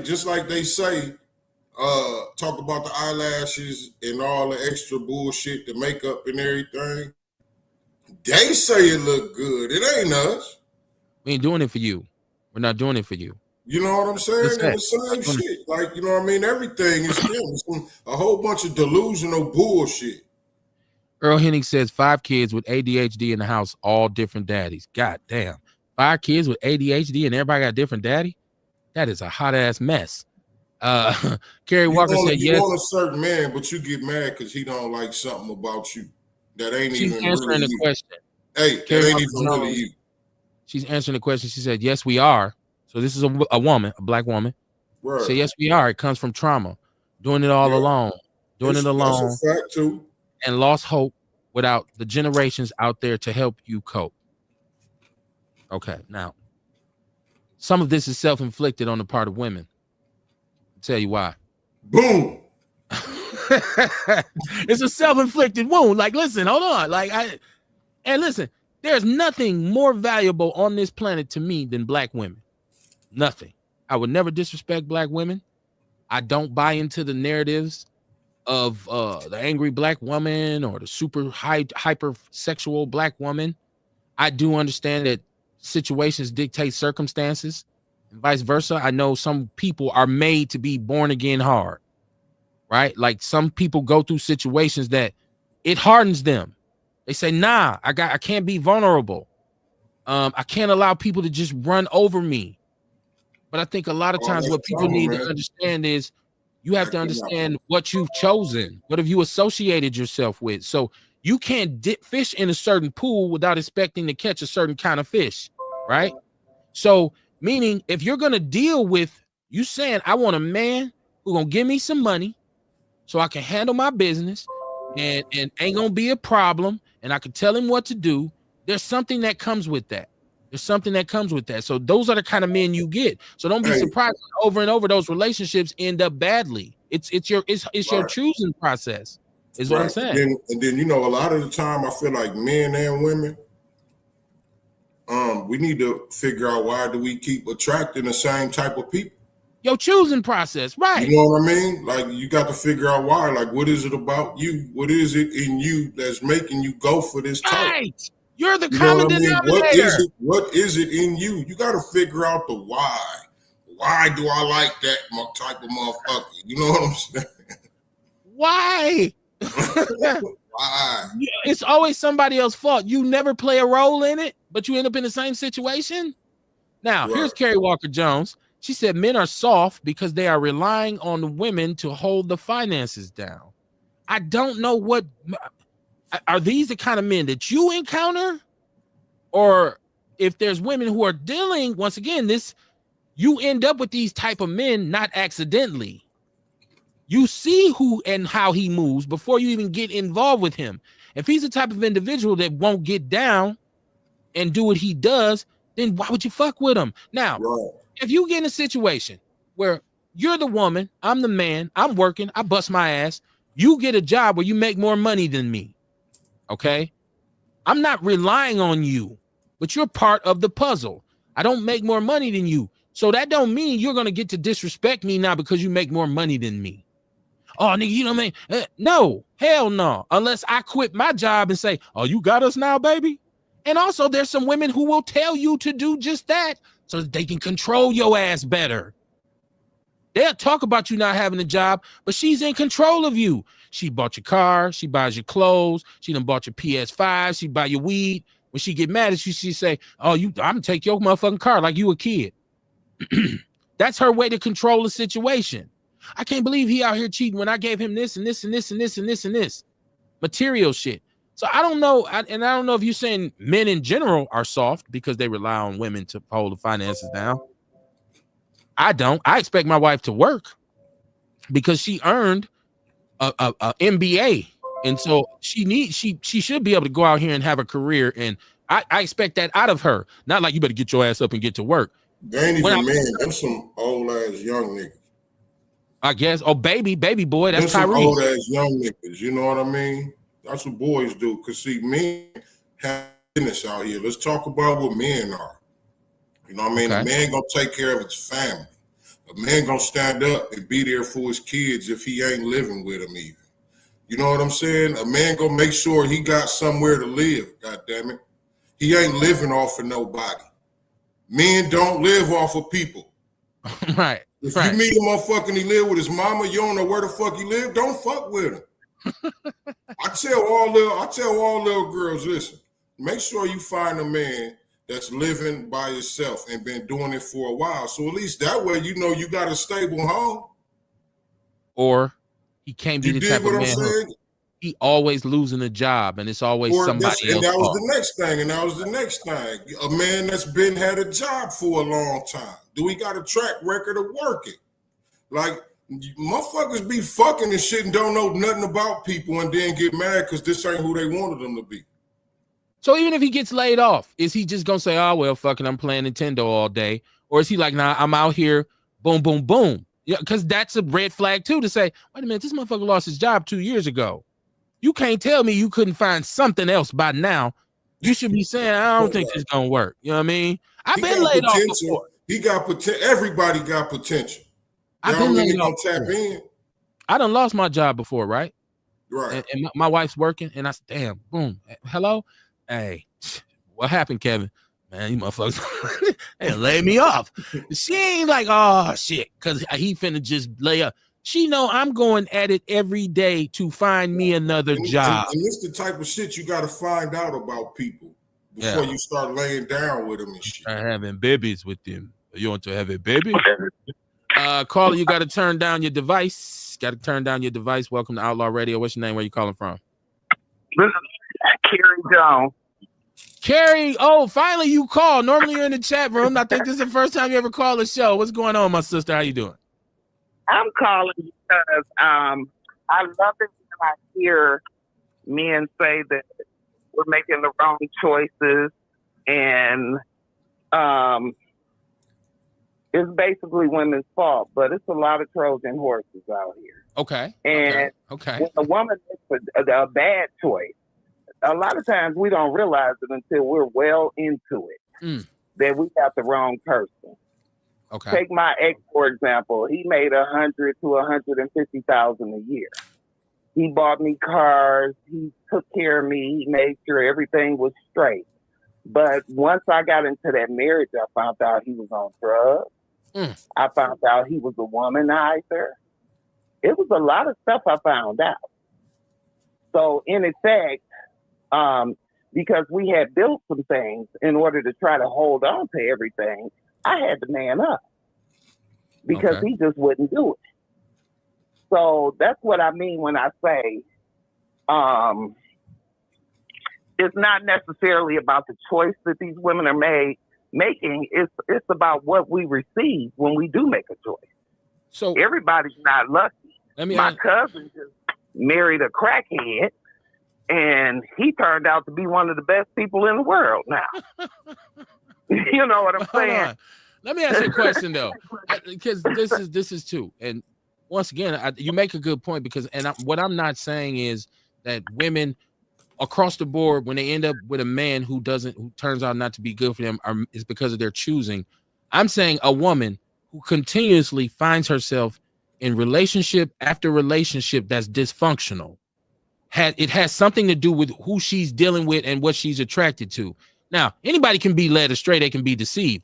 I will also ask you, how do you miss a whole drug habit before we get married? I would have seen that. Something would have showed. Something, I don't know, maybe you wasn't looking in the right place. It's hard. I get high. I done got high before. Every time I've been high, my wife knew. I couldn't hide it from her. Like, no, you high? Like, yeah, I'm a little high. So I'm just saying.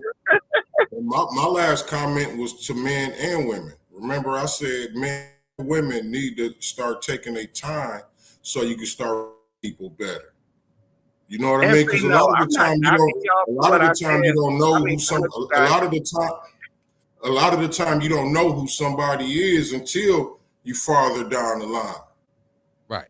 Yeah. She said nobody said pull your dick out or open your legs. That was a personal choice on the man and the woman. Both of them chose to do what they did before they found out who was who. Because see, men get into relationships too and find out the woman ain't who he thought she was. That happens for men too. And we wind up running into the same type of women in this same repetitive cycle also, without finding out why are we attracting these type of people.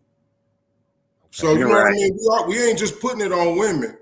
You know, like, we ain't just putting it on women. This is something on both parties. You know what I mean? We all jumping in the so we know who we with. I thought she made a good point, especially she said Trojan horse. That kind of gave me a different perspective because that is very true. Now, hold on, though.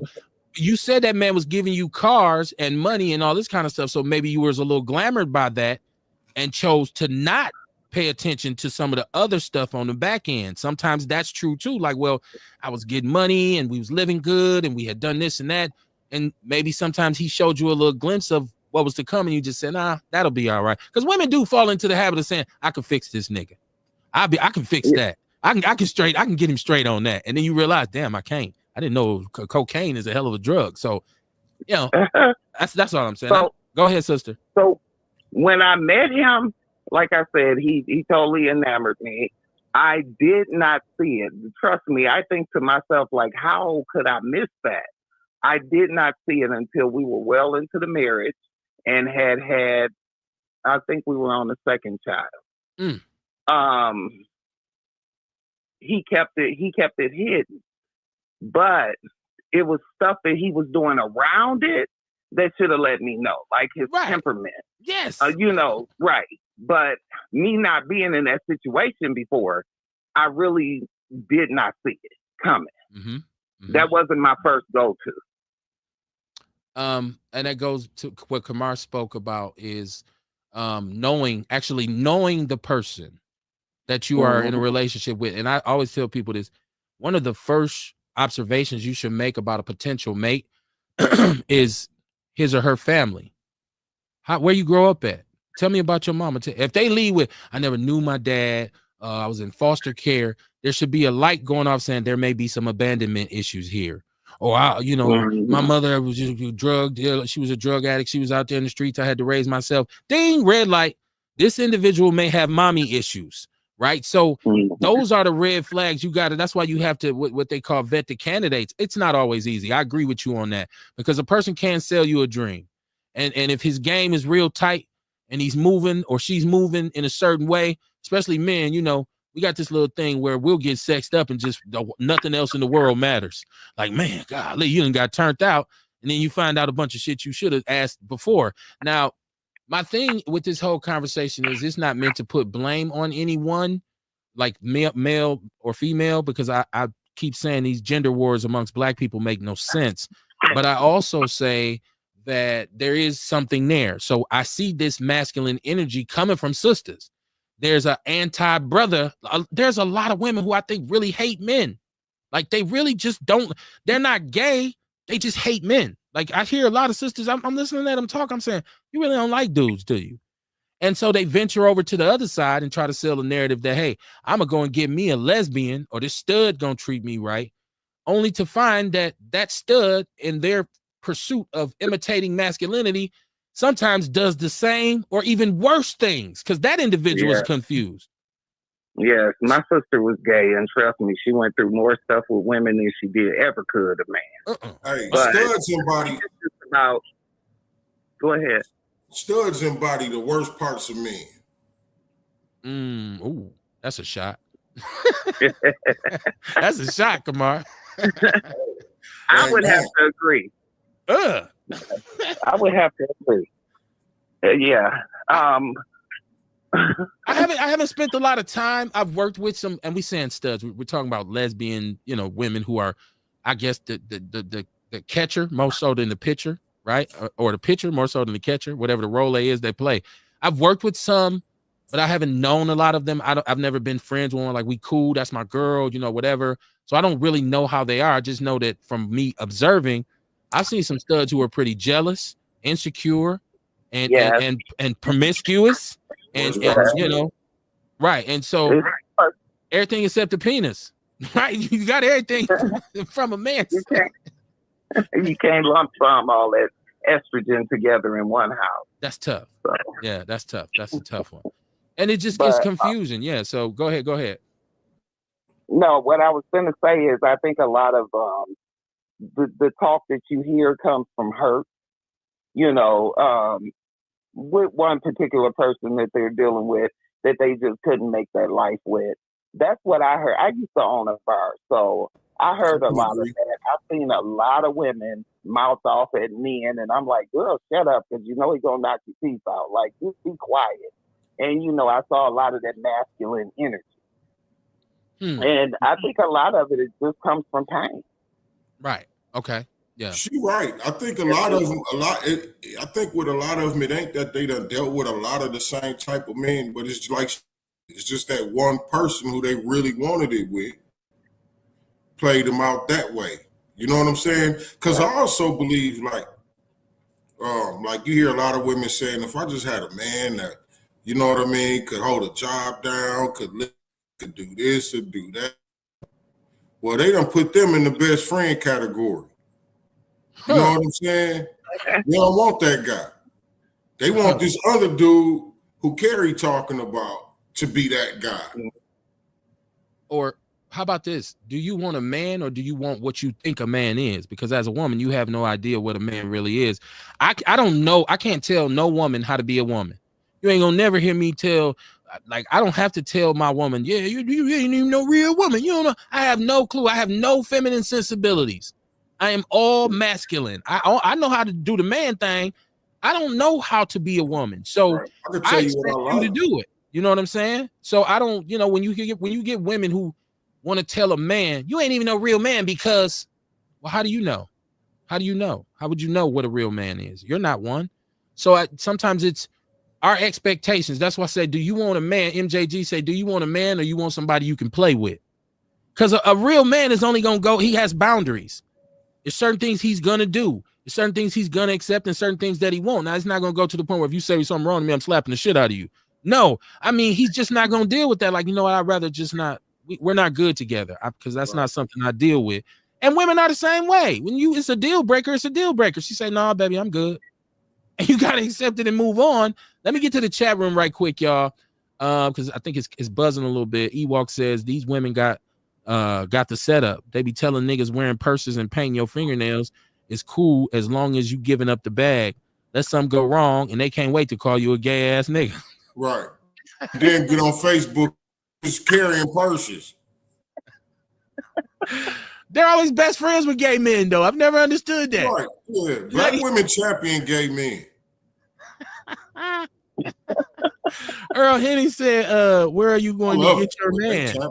Black men. Yeah, I tell brothers that too when they say there ain't no good women out here, right? Like, well, where do you go? Do you think you finna go to the club and meet your wife? Like, where are you talking? The same club you go to every weekend? Right. Where everybody's shooting for the same thing, or you in the grocery store recognizing, hey, that sister looks, or just every day you park in your car, you might see a sister like, hey, how you doing? As opposed to just alcohol come into it. There's millions of women in the country. You think yours in this club? Well, where is she? You think she probably in the club if you've been going there the last 20 years and they ain't found her yet. You need to go to the grocery store. Go look. go to the library. And I met this chick in Metro Market, man. She was all that. Like, and she probably ain't gonna be in her club best wig and all that, so you'll get to see more of what she actually looks like. Right? But that's what I was talking about when I was saying, like, a lot of the time it's a certain reason why you wind up with the same type of people. Like, you know what I mean? Like, you got brothers that go to the club and everything, and they finding they women in the club. All the women they know is from the club, so they most of them gonna act the same. Because they all got the same type of persona or something at that age. You know what I'm saying? So, like, you really do have to change who you are. You got to be the type of motherfucker that go to Whole Foods or go do different shit. You go to comedy shows or you do other shit to meet other type of women. You know what I'm saying? Yeah. You just have to, it's something in you that's calling on this type of energy. And if you're having that problem, it's time to break the whole machine down and re-examine every part. And say, let me see why I'm ending up with the same. Hold on, let me look at my last 5 relationships. Okay, I met him at Jeans. I met him at 618. I met him downtown. And you're like, damn, all these dudes. And if you go out in Milwaukee, it's only so many places to go. So I can go in the club right now. Now I don't even go to no bars or nothing like that no more. I haven't been in a bar or a club out in the club since before the pandemic. I had stopped going to bars, right? But I'm guaranteeing you, if I went to one of my old spots, let's say I go to Dale's on Capitol. If I walk in there, I'm guaranteeing to see somebody who was out 20 years ago when I was going out. Still there. And you say, you still single? Yeah. Like, what the fuck? Like, I don't even want nobody like that. And they done ran through a bunch of motherfuckers, the same type of motherfuckers by that time, too. It's coming, yeah. It'd be a fact by then. You have to think, too, that the ladies that are running through men like that, a lot of it too has to do with looking for love in all the wrong places. She just want to be loved. Mm-hmm. She just wants somebody to give her the energy that she gives him. And she's choosing the wrong people because, like I said, that Trojan horse thing, they're receiving it until they get her to a certain point, and then they turn tables on her. You know, a lot of it has to do with your background, who you have in your life, especially women. I had a lot of strong women in my life, and I watched them kind of be subservient to men, but take over when they needed to. And like I said, I can't say it's all bad either because my mother and my father met at a tavern. So yeah. But And a lot of they were both from Mississippi, so there was a connection there. So it was like, oh, you know, it was my cousin's bar, the whole thing and whatnot, and so it was all, you know, all Mississippi. So it was like, it does happen. It does happen. People do meet in the bar and it work out. You know what I'm saying? But I'm gonna tell you, for the most part, it ain't gonna happen. Right. And she wasn't twerking either. Because listen, for the most part, it ain't gonna happen. Because see, nowadays, most people going out looking for the wrong shit. Mm-hmm. You know what I mean? Like a lot of men going out looking for sex. You know what I'm saying? So women gonna give them sex, they go home with them. That's all it takes. Hey, man. You know what I mean? And a lot of the time, the women looking at finance. Like if this nigga got some money, you know what I'm saying? He may be able to help my situation out here, and I'm gonna look better with him. You know what I'm saying? So like everybody looking for the wrong shit when they go out looking for people. You go out, you drinking and everything. You ain't trying to find out nobody background with you in a club. You trying to take them home. To be honest, you want another you know drink? What I'm saying? So you don't want to meet. You really don't want a motherfucker nowhere like that.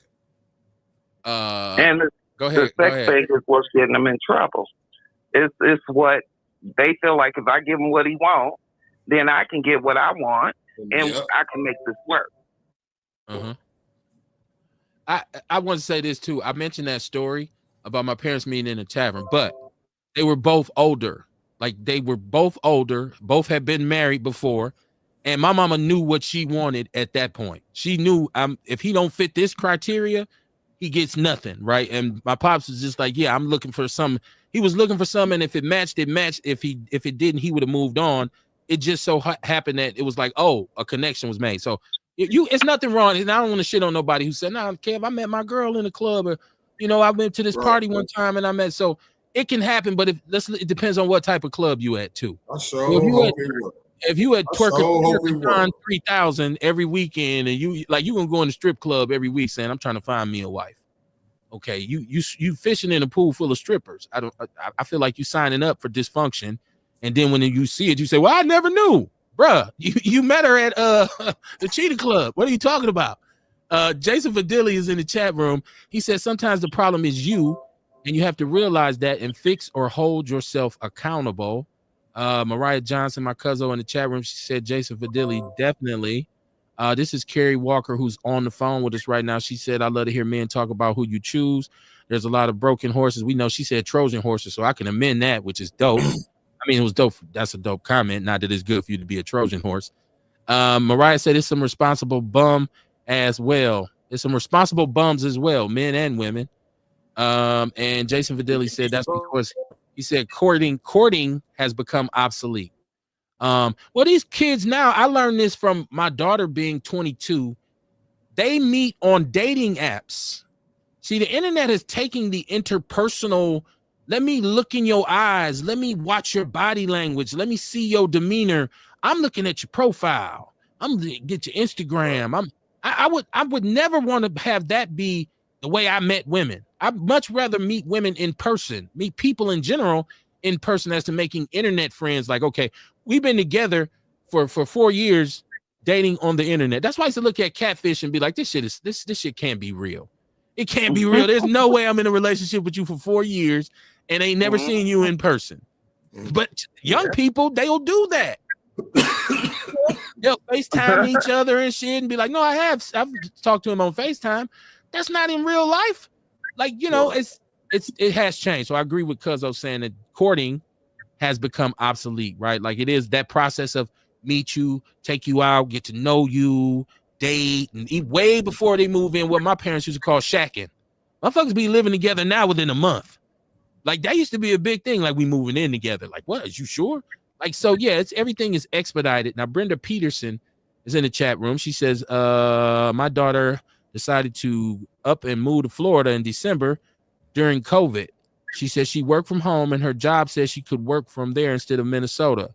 I asked her, what about your boyfriend? She said, we aren't married.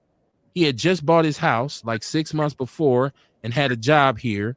1 year later, she decided to move back to Minnesota. They stayed together through that and just got married in June. Hey, man, that's what's up. That's what's up. Love. It happens. Oh, That's what's up, man. That's what's up. Orlando oh. Owens in the chat room. What up, family? He said, what up, family? Orlando. Congratulations. Orlando, I'm surprised that Orlando don't call in and say, see, if they was all Republicans, they would all be able to get together. President Trump got a program. Y'all be right. Sharita Shaw said they be looking for a Tupac in a suit. Earl Henning says you have some idea what you want your lady to be like. Hopefully you get down the right women. My mother showed me an example of how a woman runs her home. That was the example that I learned from my mom. I watched her. She ran the house, right? She wasn't the man of the house because my daddy was the man of the house, but she ran that house tight. And so it was always an example for me to say, when I get married, I want my woman to do boom, boom, boom, boom, boom. And my wife pretty much checked all those boxes, off. And so I said, okay, this is it for me. And that right there is what it takes, man. Like, we got to wait and give it time to see if people check the boxes off. We all fucked up. We all got different mental issues. Everybody do. You know what I'm saying? This is dope. Shout out to the chat room, man. Appreciate y'all. Anybody who's tuning in, please share the show. We appreciate you because I always say it's a million different platforms out there. So if you chose ours, I really appreciate it. Welcome to the show. It's Outlaw Radio, a hot ass mess on a Wednesday night. Mariah Johnson said, I was shown what a man is because of my father and the male role models in my family. So I can say I want a man, nothing less. Well, as a member of your family, I can testify that we had some strong men and strong women that raised us, right? You didn't have to look far for examples. It was some people in our family who was left of the line, right? Like, it's like, well, I don't want that. But yes, it was a lot of strong aunties, grandmamas. And so our family was really real tight with that. Kunta Kinte said, the reality is 400 years of slavery left people dumb, deaf, and blind. So this is one who he's blaming slavery. He's a slave. That slavery rears its ugly head. Sharita Shaw said, to meet a man, go to Menards. yeah, that's a good one for women. Like, yeah, go to Menards. He probably gonna have a job if he had Menards, right? Or Lowe's or Home Depot and shit, right? Excuse me, is that wood for a project? Yeah, I'm building a deck on my house. Ooh, let's go out to eat, right? He will work, girl. He got a truck and he got a ruler on his belt. You got to watch out for dude becoming too possessive, whooping your ass though too. Like, hey, hold on now. I built you a whole deck. Where you going? Kunta Kinte said the devil tricked us all. That's a deep statement. The devil tricked us all. Lord have mercy. Yes, he has. Mariah says, Sharita Shaw, yes, indeed. Home Depot and Lowe's. I see my partner, Urban Legend RC, said, what up, People's Network? What up with you, my brother? This is one of my RC brothers. If y'all out there, I'm into the RC hobby, so if y'all want a good YouTube joint about RC and you thinking I want to get my kids into it, y'all need to watch Urban Legend RC, most definitely. That's the new family. He's part of the Outlaw family now, y'all. And they done brought me into their little family, so this is what's up. Shout out to Urban. Brenda Peterson said, my youngest son's girlfriend, he's 25, is a female version of him. They live and work together, building dreams together. My middle son is 27 with autism. He'll probably always be with me. I have to make sure he gets his meds, gets to all his doc appointments, always trying to help him not get killed by the police. Literally, he swung on Burnsville police and he's been tased by Apple Valley police. I raised my kids as a single mom. She said my dad and their grandpa was all around. My dad, their grandpa was all around, always around. Their dad wasn't. Yes, yeah, he has to be careful with them police, especially Apple Valley and Burnsville. There's some suburbs, y'all, of Minneapolis. Yeah. The police over there. Yeah, that's Minnesota. Yeah, we already know about their history. Go ahead, my sister. What she said is important, to have a man around a young lady to tell her what she needs and need not do. That's what a lot of people are lacking. And men are important to young ladies. Very important. Okay. I agree. My daughter's 22 years old. Our relationship is, she was a daddy's girl. And when my son was born, of course you get your boy, and it's nice, you're trying to teach. I didn't want my son to be gay. I'm just going ahead and say it. So as soon as he got here, I was busy trying to say, I need to be I need to be a good example for him, right? And my daughter kind of looked at it like, oh, since you got your boy now, you don't rock with me. But this became a great opportunity because at that point, her and her mom really became tight. And so I knew I can't teach her how to be a woman. It's cool when she's little to be tomboyish and to be like, Daddy, throw me the football or whatever. But I didn't want her to be 12 talking about, Dad, let's go hoop. Like I didn't because I didn't want her to be gay either. So at that time, she kind of transitioned into a stronger relationship with her mom. But when she was little, she didn't care. I don't want to go with you, Mom. I want to go with Daddy. It's like, all right, come on, baby girl. So you're right. And we talk now that she's older about our relationship growing up, but I always just tried to show her that I loved her and that she was important and that I wanted her self-esteem to be high. Like I would tell her, no, you cute, you pretty, you look not like your hair, So I didn't want her to think, oh, I'm ugly or he doesn't see me or whatever. It can be complicated though with men, because your daughter, man, at a certain point, she developed a smart mouth.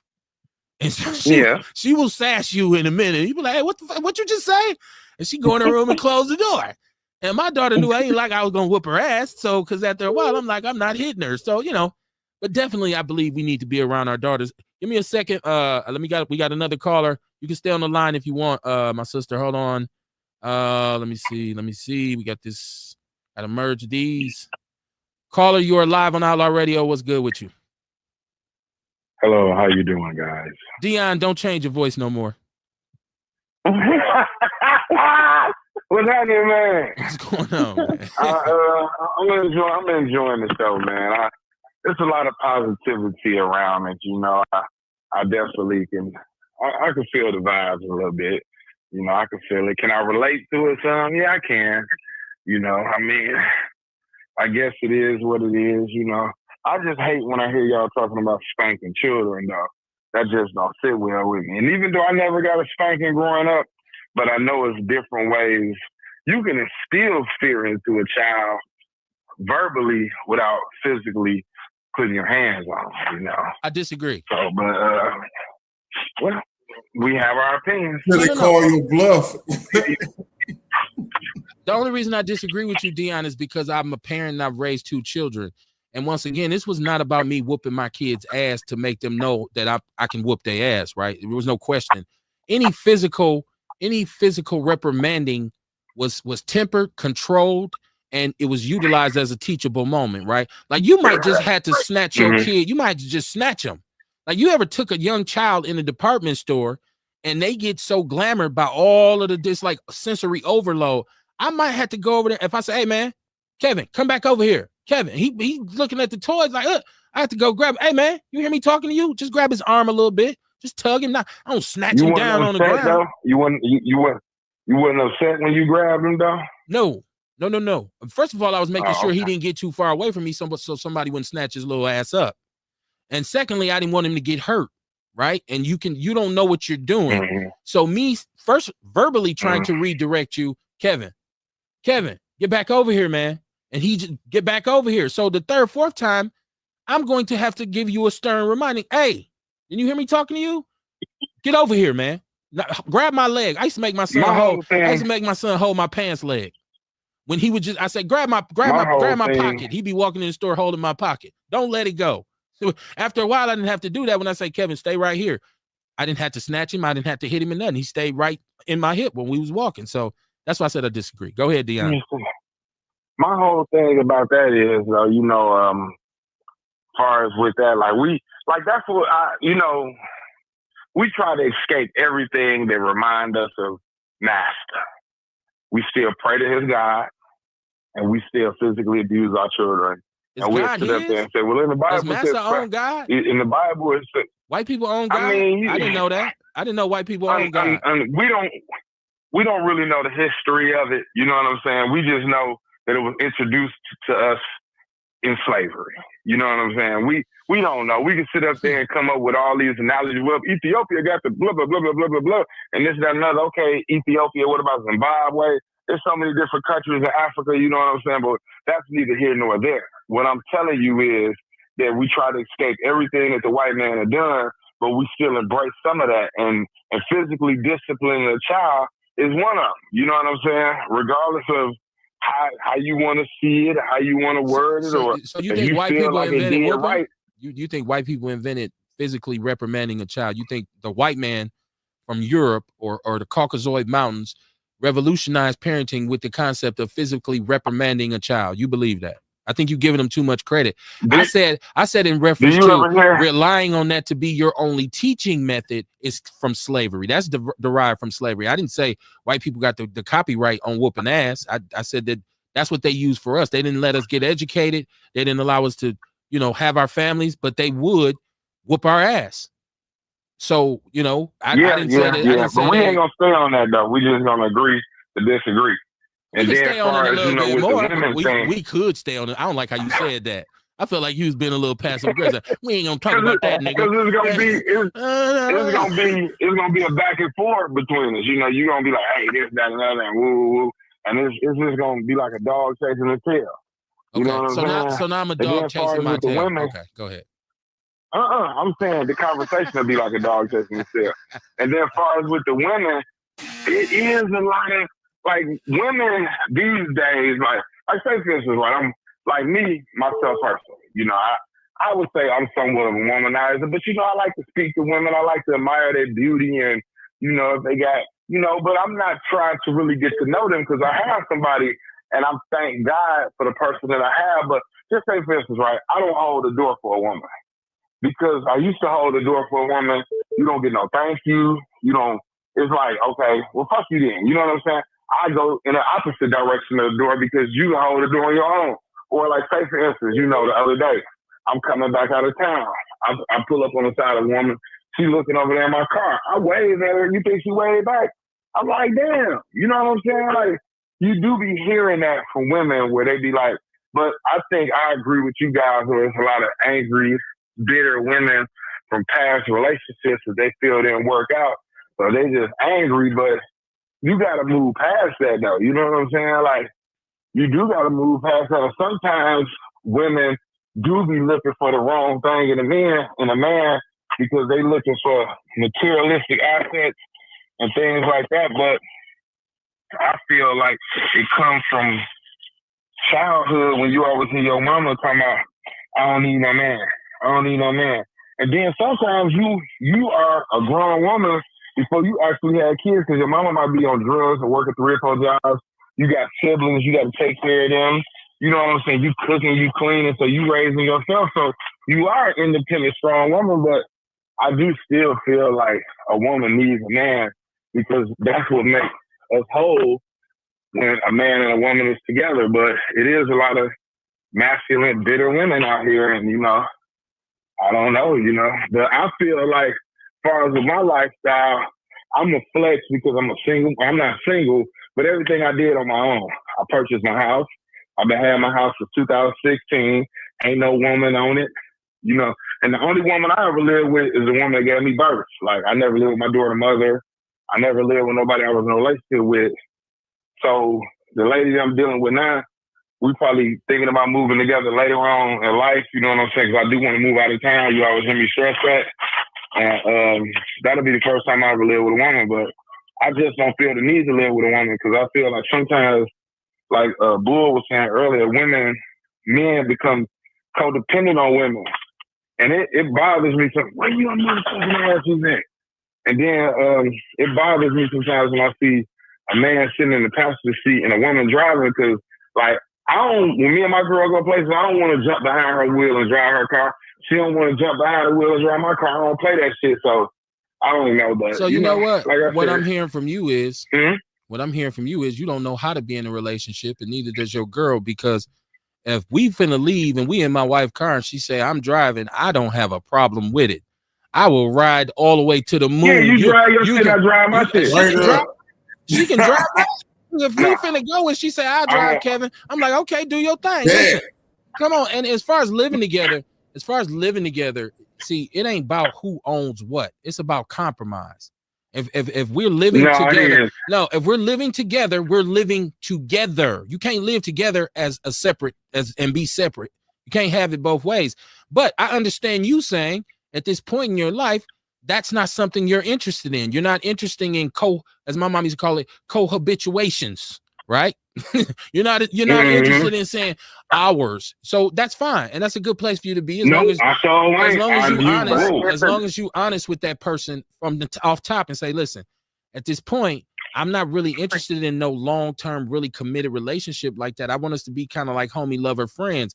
Don't glamour her and make her think, yeah, you mine and you the only girl, but at the same time, you like to flirt with other women or you like to have other females on deck. I mean, just because flirting with other women, that don't mean I'm gonna go out and sleep with her. Well, that's disrespectful, I ain't gonna do that. That's disrespectful, though. You're disrespecting her. Who says this? This is true. Hey, what do you mean? Dion, if this supposed to be your woman and she out in the club and I see her and I know her and I say, ain't that Dion girl? And Kamar say, yeah, we at the Sherman Phoenix. That's Dion girl right there. And she all up on man. I'm just flirting. I ain't no harm. I'm gonna be like, Dion, man, your girl's out of pocket, man. So what do you mean it's cool? That's cool. That's not cool. That's not cool. That's counterproductive. That's what I have a problem with in life, because we come up with these stipulations and there is no rule in life that should, like, me, myself personally, I look at it like this, right? What about the rule of respect? To me, what about the rule of respect? What do you mean we come up? Hey, I didn't invent respect. Well, see, I'm kind of... So you're cool. You cool with your girl if you walk in a spot and she's sitting on another dude's lap and they keep hold on. You said if you walk in the spot, you walk in the Sherman Phoenix. It's not disrespecting me. That's your girl and she's sitting on another man's lap or twerking on him. She ain't disrespecting you. If she doesn't and is not in front of me, I said then you I said. have no problem. So with what that. you hiding it for? If it ain't nothing wrong with it, that's something. Yeah, I mean, I don't know. At the time, I might feel like it all depends on her reaction. If she gonna acknowledge me, or she just gonna act like, oh, I got caught. Because if she acknowledges me, flirting. Like, okay, she just flirting. She turn to you and say, hey, Dion, I'm just flirting with him. It ain't no big deal. You my man. Yeah, then I might not trip. Okay.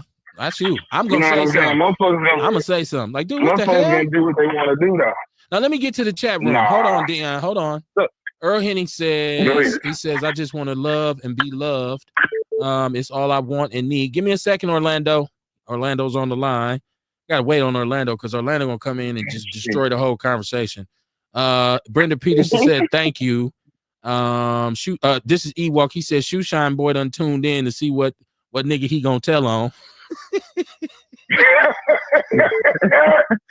That's why Orlando calling, because he's seeing it in the chat room. He said it's sad, but I did tell my son's mother she was marriage material. He said he did tell his son's mother she was marriage material. That's what I'm saying. You glamoring.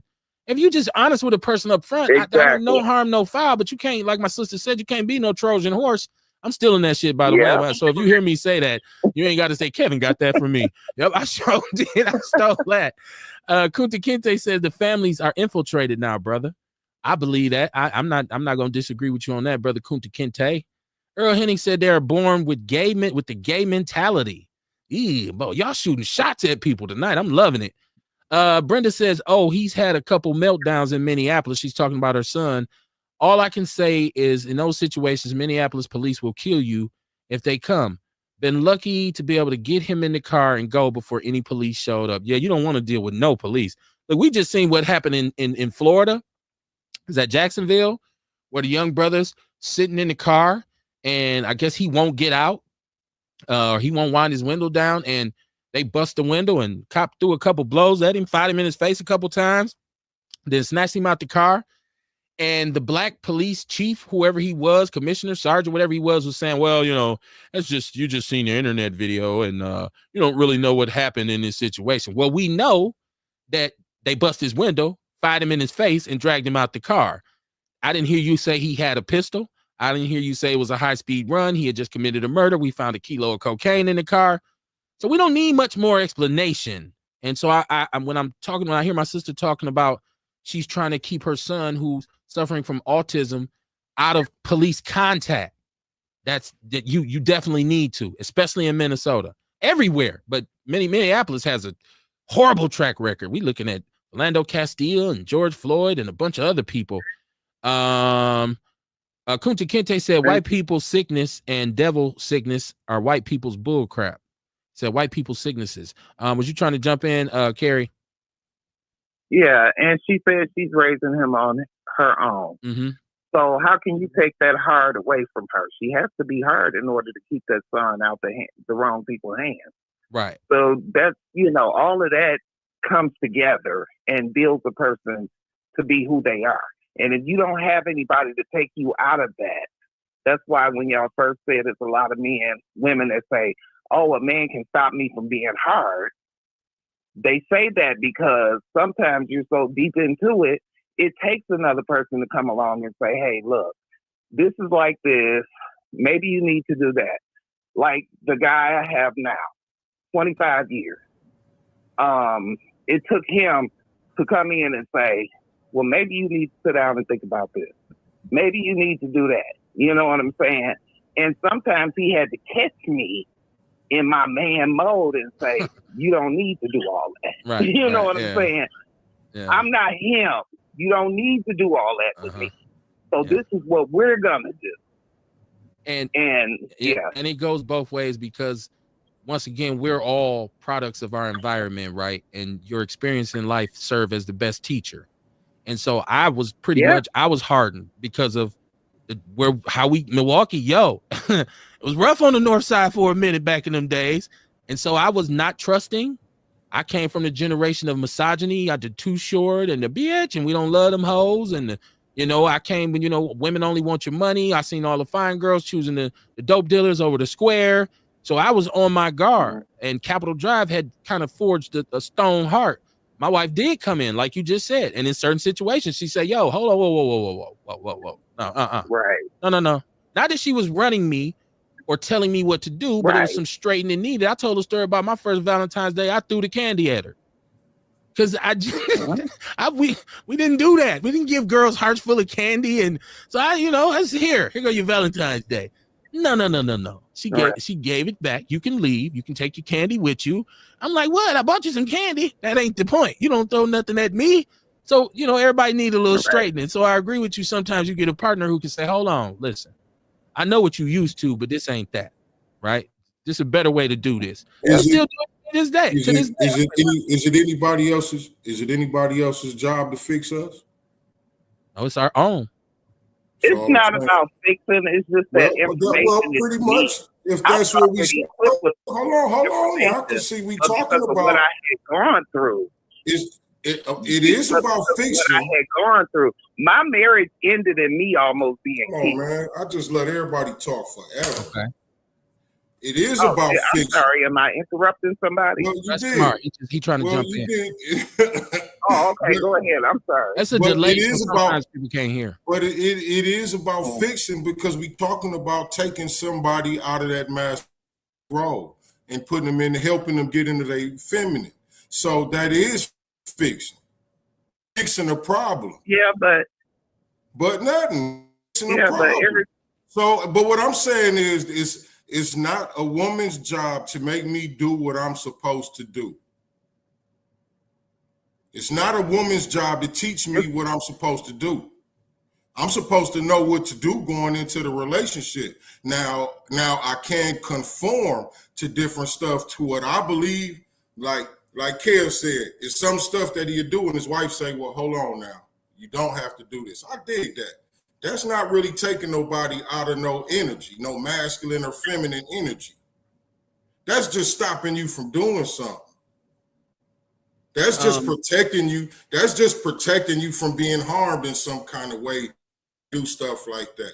That's us being emotionally there for you when we tell you, hold on, baby, calm down. You really don't have to. You know what I'm saying? That's us being emotionally there for you. It's other ways that men are men for women.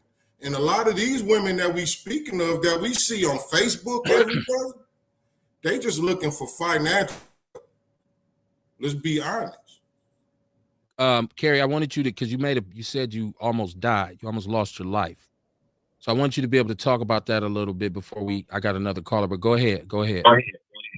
Oh, so I'm not arguing with you about the fixing part because that's the first thing my daddy told me is don't try to fix nobody. Right. Yeah, but you do have to offer relevant information for the relationship that you're in. So like Esther said, his wife had to change, help him change some things about him. I don't call that fixing. I call that her, them molding to what their relationship needed. Right. I agree. Like I was saying before, my relationship ended with me almost being killed. Mm-hmm. So I was in fight or flight. Mm. He came in and helped me realize what I did, what I didn't do, what was okay and what was not okay, what I should learn from the situation and what I shouldn't. And when I say help, it was things that I already knew. I just didn't have anybody to help cultivate them. Okay. You know what I'm saying? And I'll tell you this. I think it's beautiful. I did know what to do, Kamar. I had no clue. Listen, right? Because I wasn't a relationship dude. And I'll tell you this, I did need some fixing, but not fixing like reprogramming, but like refortification. You know what I'm saying? Like it was a situation where there was some adjustments that needed to be made. Like perfect example. When I got engaged, right, and my wife came over here from Minneapolis, I didn't have driver's license. My plates was in my brother's name. I kept my money in a box under my bed. I didn't even have my money in the bank, right? And it had worked for me for 2-3 years. She said, hold on. Well, listen, we're going to be going out of town. We're going to be taking trips. I need for you to get some driver's license.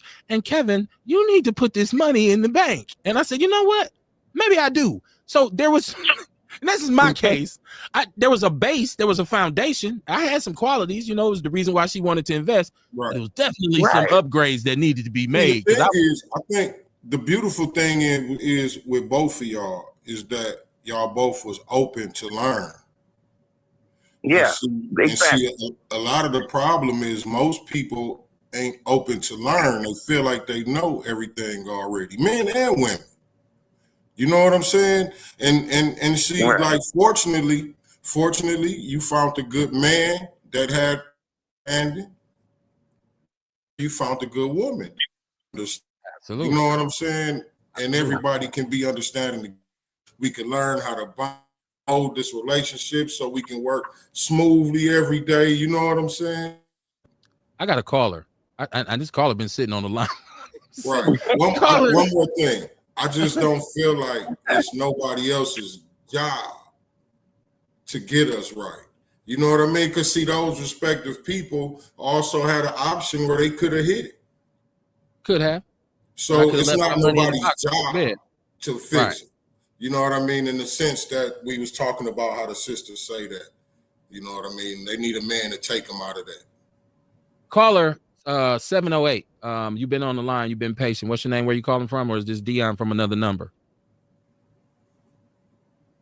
I think we got him. 708-414-708. They're like, they ain't listening to me. Let me get to chat room because we still got people. We got. I hope it ain't on hold, Kamar. Wait. They put us on hold. Did they? Is that what they did? No. Like, damn. Let me see if I can pull it up. I hate for people to call in when we tell them to call in and then I don't answer the phone. It makes me look like a jerk. Maybe they did hang up. Check this out though. Chat room. Kunta Kinte. Shout out to you, brother Kunta Kinte. He said having kids doesn't mean being a good father. Yeah, we know we're figuring out now that people, just because you have children don't make you a parent, right? You just got some kids running around the house. Orlando Owen said Dion is foolish. He said spare the rod, spoil a child.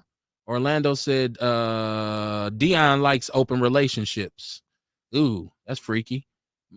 Mariah Johnson, shout out to you, cuzzo. She said this is why some people should be single due to the single-minded mentality. Respect goes hand in hand with loyalty. Urban Legend, my brother, he's in the chat room. He says, hold on. If she does that, she for the streets. He's talking about just the twerking and sitting on the brother's lap. He said, if you take her back, you a simp. Shout out to Urban Legend. Shout out to Urban Legend, man. Orlando said you a swinger, Dion. Mariah says, Dion, are you serious? You cool with your girl on somebody else's lap? This is Urban Legend again in the chat room. He says, that guy in Florida was an idiot. He opened the door and closed the door. Oh, is that what the police chief is saying? Now, you're in Florida, correct? I know you're down south somewhere. Is that what happened? Thank you for letting me. I didn't know that. I didn't know that he had opened the door and closed. Yeah, no. You don't do that to the police, brother. I mean, that's why you got fired on. I'm not saying it's justified, but why create a problem? Listen, here's my golden rule. I ain't doing shit, right? If I ain't doing shit, and I got pulled over by Wauwatosa police one night, right? I had ran to the liquor store, grabbed me some beer. It's a block and a half away from my house. I'm rolling. I ain't doing shit, Kamar. I don't drive and smoke. I don't sell drugs. I don't carry no gun with me and nothing like that. Woo! Police hit me. I'm looking. I said, first of all, she was behind me, but she didn't chirp me. When I turned into my driveway, she hit me. Pew! Right? What the fuck? My car is halfway in my driveway. I wind down the window. Do you think I wound down the window like, what the fuck you pulled me over for? What kind of bullshit is this? First of all, I ain't doing shit. This my house. This my car. It ain't stolen. I don't have no warrants. She said, hi, how you doing? I said, how you doing? She was like, I was just behind you. And she thought I was trying to get away from her. She said the tent was it was nighttime. She said my tent on my windows was too dark, right? And she said, you didn't see me? I said, no, I wasn't even looking. What do you think I'm looking for police? I ain't doing shit. So she said, I thought at first that you were trying to evade me, but eventually I realized that this is your house. Yeah, because you done ran my plates and it came back to my address, right? She said, do you have your driver's license and I said, no, it's in the house. You want me to get out and go get it? No, it's fine. She took a tester out and tested my tent on my window and said it's 20% when it shouldn't be above 18. A lot of police officers would give you $100 ticket for this, but I'm letting you off. In my mind, I'm thinking, you ain't letting shit off. I don't even believe what you said. But if I had came out of pocket like, what the fuck is this? My house. This is my house.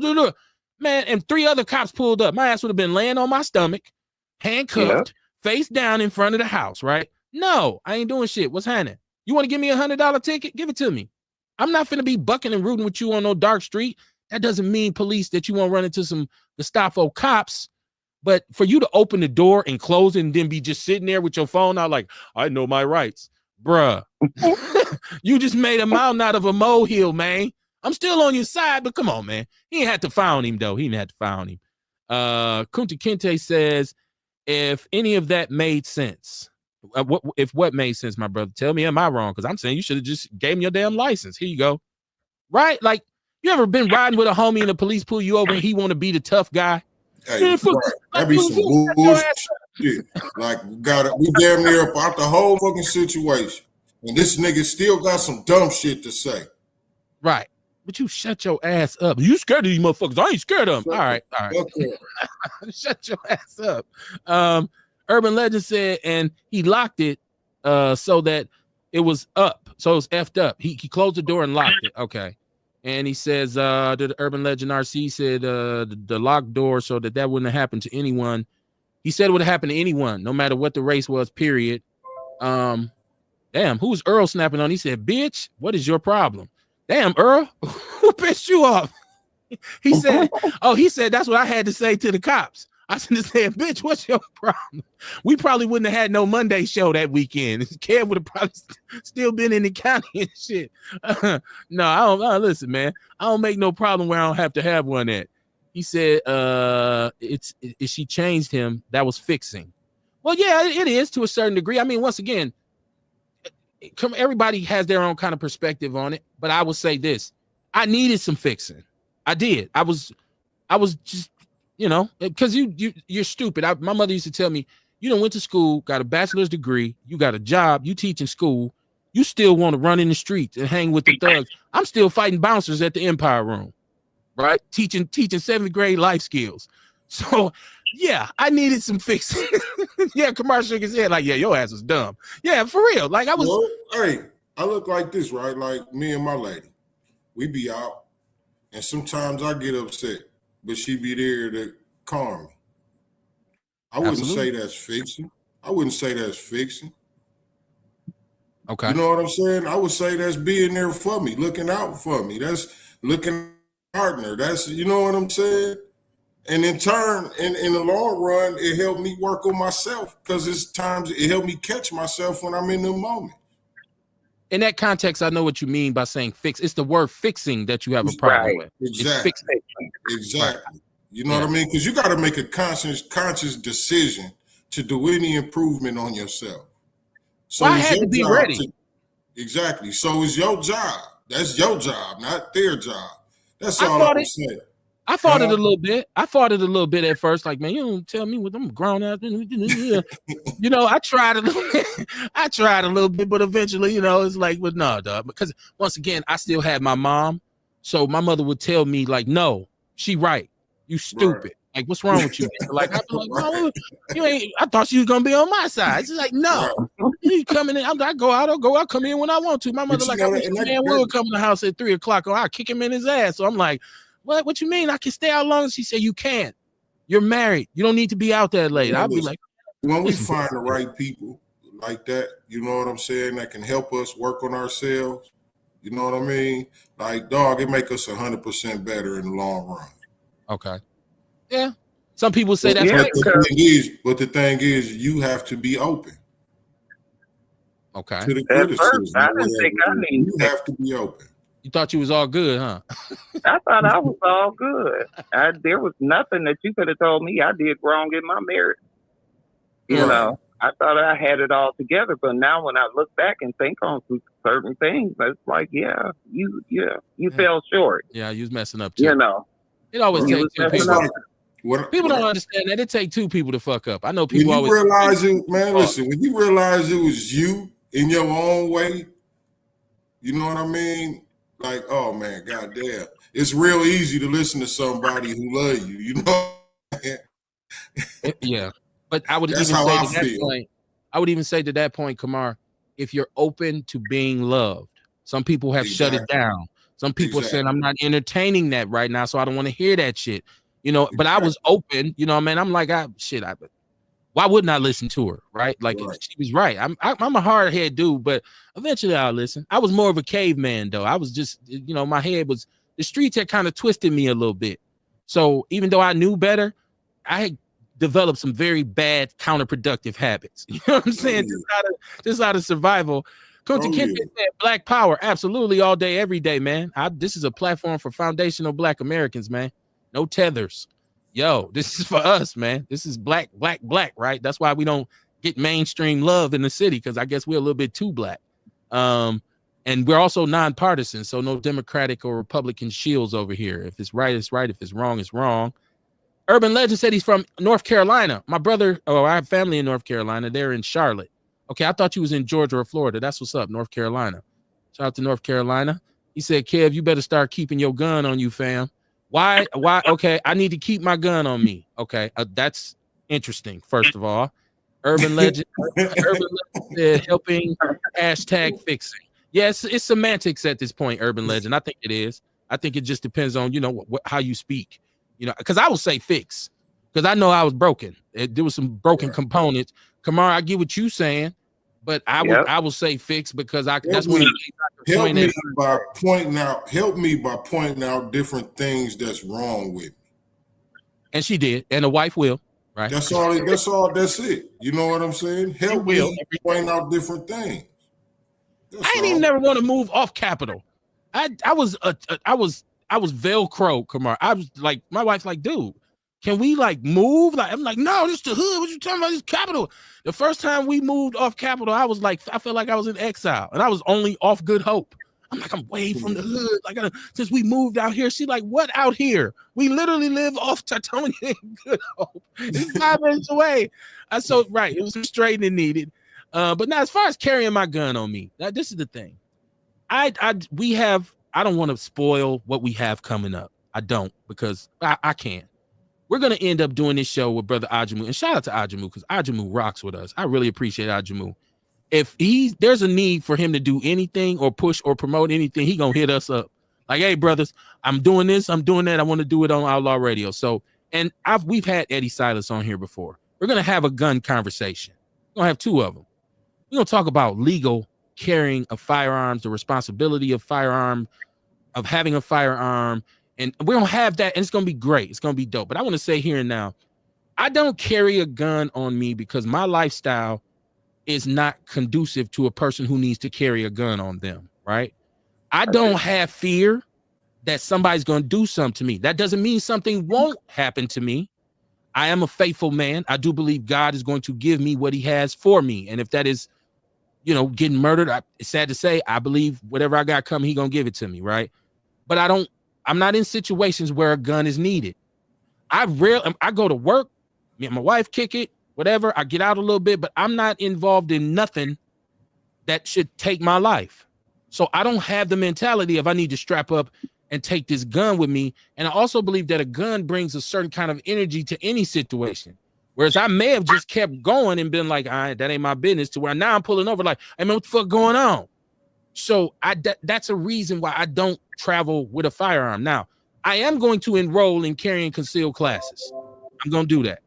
And I'm a rock with Eddie Silas and Prolific Firearms. I'm going to get my CCW. But even when I get it, that doesn't mean I'm going to be walking around with a gun every day. It's just going to be so that when I do feel like I need to carry my gun, I could do it without any legal repercussions. But I don't feel like I need to be riding around with no strap. At this point in my life, I really don't. For me to survive, I will be able to get to my house and get what I need because I got a lot of them. So, you know what I mean? If I'm not in them situations, I don't get into it. Hey, because I really doubt if I get into it with somebody while I'm in the car coming from work to home or from home to work. That's right. You know what I mean? From home to Restaurant Depot. You know what I'm saying? Restaurant Depot, home. You know what I'm saying? Like, I don't do shit. I have a knife in my car for extreme emergencies. And I have to go to Pewaukee. Sometimes I got to go to Waukesha. I got to go to Janesville. Anything could happen. I'm still not, let me take my 45 because that don't even guarantee my survival in the first place. You know what I'm saying? Like, I got partners who died with their guns on them. So, I don't, I believe in that. You get what you put out most of the time. So I'm not out here into it with nobody. I don't be in the hood. Like, my name can't even be put in shit. And Kev said, no, you ain't seen Kev in 8 years. Or you say, I seen dog out to eat with his wife, right? I don't expect nothing to happen. So anybody can get caught off guard, but Ewok, I just don't feel like I need to be in a situation where I need to carry a gun every day. Maybe there's some places that I'll go that I probably should take it. I just don't. I'm just, like I said, I cleaned up a lot of shit. And if you make up something on me right now, everybody will tell you lying. You are lying. I literally ain't been on Capitol. I've been once in 12 years in Atkinson. Not that I'm running from my hood, but there's no need for me to go. I love y'all from out here. Right? Like, there's no need for me you doing this, you involved in the streets. Why am I hanging around you? You don't come to my job and be chilling like, yeah, what we gonna do next? So when you selling dope or pills or whatever it is you doing, I don't come sit at your job. And my clubbing phase is over. So it's not like I need to get strapped so I can go out. So it's very limited situations I'm gonna ride with until, like, I'm finna go to the range in a couple weeks. So yeah, I'm gonna be riding with a bunch of them then on the way to Badger, so I can work them out. But yeah, I don't need to carry no gun. But I do believe I need to get that carrying concealed joint. Man, we missed so much, man, because we got going on this conversation and it's dope. I appreciate it. I had so much stuff, but we can get back to that Monday. I did want to touch on Trump, and now he's backtracking, going at Obama, right? Trying to get Obama arrested for treason and all this kind of stuff. And this is all relating to 2016 election when they actually established, meaning the government established, that Russia had tried to get involved and affect the results of the election. Their final findings was that it didn't affect voters. Trump is now coming back saying, no, that was a lie. You lied to the people. And I'm just like, well, this is dumb. This is some of the petty shit that your president be on. And I don't know why you need to go after Obama after all these years, but I can't really defend Obama when he comes out and says, oh, men, what we need to do as men is get more gay men in our children's lives. See how you say some stupid shit and then some stupid shit come right back on you? Now, since you done said that, right, and since your daughters never rock with no brother, and you're an elitist black person, are we now supposed to come and support you because Trump is on your heels? You played the political game. You sat next to him you went to his when he was put in office. You didn't sat next to him at who funerals that Obama was, and Michelle didn't even show up. She's like, fuck them, and so you're gonna reap what you sow. You're gonna get a nigga moment, and so Obama, you're on your own, brother. Call some of your gay friends. You would have to have a whole mental health forum to deal with the Trump and his followers and Democrats, because everybody's crazy. You're right. That's why I try not to get in arguments about partisan politics because it goes nowhere. Like Dion just said, it's going to be a dog chasing his tail, right? You're never going to change a Trump supporter's mind, and he's never going to change mine. So we're just wasting air, basically. Like there's no need to talk about it. Once again, I said I'm done arguing about Trump with people, and I'm just looking at him lie and say things that ain't true and be underhanded and be a true white nationalist. And I'm just letting it play out. There's nothing else we could do anyways. Ewok said, trouble will find you, still be prepared. That's a statement, but how accurate is it? I mean, trouble will find you, so be prepared. Trouble can find you. Anything can happen, right? Murphy's Law. Ain't that what they call it? Anything that can happen will. But if you live that way, that's kind of my sister said. Will, even if you had a pistol with you. Shit. Right. Right. What if they got five? We just established that, right? What if they got five? What if they got five and you got one? You know what I mean? Right. So I think, but anytime you live where you're too worried, I'm always watching. My eyes don't, I got to get the discernment. So I walk in the room. I know the temperature. I know the smell. I know the color. I'm seeing everything. So that's my being prepared. Making sure that I'm not in certain situations. I avoid a lot of drama by just not being there. Hey, Go ahead, brother. The type of energy that you put your mind on is the type of energy that usually finds you. Okay. A lot of people don't understand, though, that gun will get them in more trouble if they don't use common sense. Mm-hmm. Right. Yes, a gun is a dangerous thing. I don't know. That's stating not Captain Obvious, but I'm saying it's dangerous. It's dangerous in the fact that what it does to your mental. Yeah.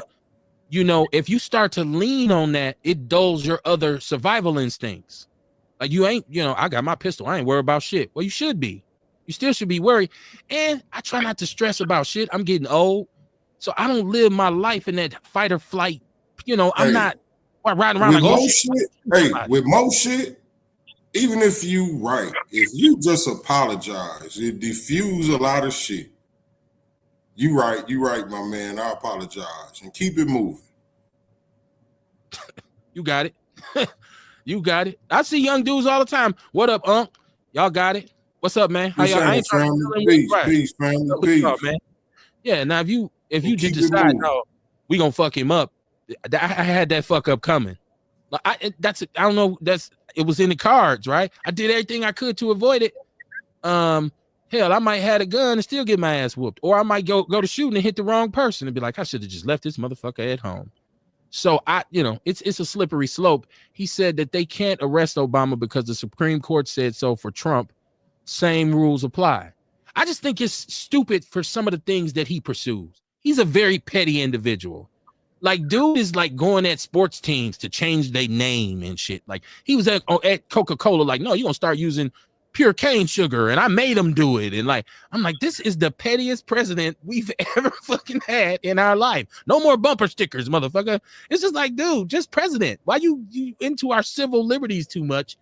It's crazy, man. It is his antics. Trump is entertaining, if nothing else. Right, like you can really look at him and say, "This is a crazy motherfucker right here." His mental health is suspect. Yeah, when you that old and that rich, yeah, I believe you. It's suspect, and that's with early dementia or whatever. It's something going on. They're giving him very impulsive. They're giving him credit for these tariffs now because they're saying he's now forged out some deals with these companies. And the United States has the advantage on the tariffs now. And so countries have kind of backed off and said, you know what? We just like they need us, we need them too. So people have been willing to come to the table and say, let's negotiate. And it's funny because what country was that he actually in his last presidency had came up with the bill, like the economic policy for this country. Damn, I had it written down. I ain't looking at my notes right now. And then this is what he did in his first presidency, right? And then he looked at it and told them, I want to change this shit. What idiot would write this shit and put it into action? You did. You did. You seen how some bitch, you did. Like, it's almost comedic looking at the shit, and then you realize it's not comedy and it's actually sad. But yeah, I don't, at this point, Trump is just a joke that's just going to go on for 4 more years or 3 more years. And there ain't shit we can do about it. So you just got to grin and bear it. But this is once again another opportunity for black people to circle the wagons and not even expect that anything's coming from the government, and which is nothing coming from it anyways. Every president, there hasn't been a president that has been pro us. Even the one that was part us, he wasn't pro us, right? He was pro gay people. That's why he's telling y'all get y'all sons a gay friend, right? So at Brenda Peterson, you're right. Housing crisis up next. It's going to be our economy is going to be a mess, period, moving forward. We just got to sit back and be ready to go vote in the midterms, because individuals who are complicit with all of his policies have to be held accountable, and they have to be shown the door. If we don't jump out and run in these and vote in these midterms, you got to shut the fuck up and forever hold your peace. That's why I said I'm not a Democrat or a Republican, but because of I get tired of Trump. I'm voting all Democratic in the midterms. I don't care who it is. Yes, I said it. I don't care who is, as long as they're a Democrat, I'm voting for him, because I want him out of there. I'll vet the candidates later. We get rid of him and his people who support him, and then we can start trying to figure out who did I actually vote for now since I got them out. But yeah, that's very true. Brenda Peterson said absolutely. At this time has flown so fast. It is 10 o'clock, y'all. So we're going to get out of here. This is Wednesday. First of all, my sister Carrie, I want to thank you for calling in. I always encourage people because you've been in the chat room for a very long time supporting the show. I'm glad we finally said something that got you, I'm calling. I knew it if it was about women. That's why I said these women acting too Brody. I'm calling this motherfucker tonight. So I appreciate you. I appreciate you calling in. Please, please, please don't hesitate to call in anytime. You hear something that sparks you, please call in. I appreciate you in the chat room, but all of y'all in the chat room, man, please bang the number, because I know y'all like certain people who call all the time, and they do, but everybody's welcome to call. So I want to thank you for rocking with us tonight. I appreciate you. No problem. All right, now we won't be on until next Monday. Ain't no telling what crazy shit gonna happen between now and then. Kamar, what you got popping this weekend? Oh man, what I got popping this weekend? I got the House of Vitality all week. Tomorrow night we're at the Sherman Phoenix from 5 to 9. We got a night market going on. If it rains, we're gonna be inside. Got DJs, a bunch of stuff they be having going. Y'all come on out. I'll be at oh shit, I just know WNOV throwing an event, man. My lady got the schedule. I just know it's a WNOV event. You watch my page, keep updated with my page, and you'll see where it's at if you want to catch me there. So yeah, Saturday I'll be vending, but then after that event, I'll be again. And you said it's gonna be in where? Now where's this at? If it rains, it'll be where? Where's the location that it'll be? Oh, it's gonna be at the Sherman Phoenix. The night market is at the Sherman Phoenix. Oh, I didn't know that. Is it normally outside? Yeah. Okay. Yeah, we get down outside when the weather permitting. Okay. Brenda Peterson, you're right. From now on, Monday is gonna be messy Monday. Outlaw Radio Live. It's gonna be super messy on Mondays. I just feel like letting people go at it. I got one more caller, y'all, before I go into my closing statements. Caller, what's your name? Is this Dion again? I got a smile on my face. Well, listen, I'm about to go Wednesday to go take this motherfucking physical and drug test for my new job. I'm going to put my 2 weeks notice in with the city of Milwaukee, and they can kiss my motherfucking ass. If anybody from sanitation listening, I don't give a fuck. And if any other department of the city of Milwaukee is ran like the sanitation department, I don't want no motherfucking part of it, because I've been miserable. Do you hear me? I've been miserable for the last 4 months, nigga. That's all you hear me is how angry I'm about. They want us to come to work tomorrow because of the fucking heat advisory. They want me to be there at 5:18.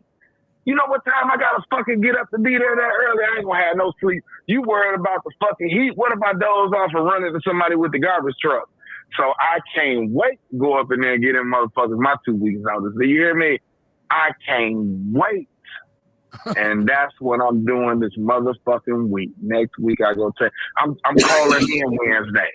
Yeah, I'm calling in. I'm waking up early in the morning. I can't come to work. Goodbye. Matter of fact, I'm gonna tell them the day before because I don't give a fuck. Now I'm at the point that I don't give a fuck. You know what I'm saying? It's whatever. You know, so I'm very excited about that because I ain't gonna lie, Kev. I want to put my 2 weeks notice in this Friday because I'm sick of it, man. I'm tired of it. It has been nothing but stress. It's a stressful job. It don't pay enough, and they try to take control of your life, and it's just not for me. You know what I'm saying? And Gotcha. when I hear niggas putting their 2 weeks notice in, I hug them. It's like we getting out the joint. Like my mama, cuz I got 2 more weeks. You know what I'm saying? Like on love, motherfucker, gone for real. So that's just how it is. I don't want to go in the back room and talk because if I go back there and talk, I'm gonna tell them every motherfucking thing I ain't like about this. And it's not personal. It's business. It's my business. It's my life. And I got to keep my sanity, and I'm going to be leaving that motherfucker, and I'm happy. I don't even want the garbage truck to come pick my garbage up for about 2 weeks. Fuck that. Don't want no yellow trucks coming to my motherfucking house. You feel what I'm saying? Fuck that. I just want to get you motherfuckers out of my mind. You know what I'm saying? Damn, they probably won't even get on the highway down there and find it like no more. But anyway, I'm going to let y'all go, because like I said, I got to get up at 5:30 in the morning. I got to be there. And I ain't going to even be there at 5:30. I'm going to leave this motherfucker like at 5:15. I'm going to be defiant. I wish a motherfucker would say something to me. I'll put my 2 weeks notice in tomorrow. Because I don't give a fuck. Then you know I got my little part-time job. That ain't bad. You know what I'm saying? So life is okay. You know what I'm saying? Gotcha. Oh, yeah, I bought me another van, too. Yeah, I just bought me another van, too. So, you know, the white man been holding me down, kid. I ain't gonna lie to you, man. Property taxes going up and all type of shit, though. But, you know, we making it, though. You know, this post-traumatic slave syndrome. And that's another thing, too. Hey, your van ain't green, is it? Whoa. It's 10:07. 10:07. I didn't need for you to go. Don't extend the show by 20 more minutes. I'm glad you. Damn, Cam, you hung up on me earlier. I did not. I hung up on nobody. Oh, okay. I did not. I never hit the red button. All right, congratulations. I see you with your hand up. Let me see your color. Carrie Walker is saying congratulations to you. Shout out to you. All You've right, been complaining about the job for a long time, so we will chop it up as usual. We always appreciate your input on the show. Kamar, did you ask? I have a question for him before I let him go. Yeah, man, I was just saying, man, I was just finna ask, what color is your van? Because they looking for this green and gold van. They say it's some nigga be riding around pissing out the windows and shit. No, that ain't me, Mac, buddy. That ain't me. But we gonna catch up. What color your van is, D.I.? I might talk to you this weekend. Hey, what color your van is? I got 2 vans. I got one is dark green and one is aqua green. Oh. Okay. Oh. Mm-hmm. Listen. All right, I love, bro. I'm gone. Show, man.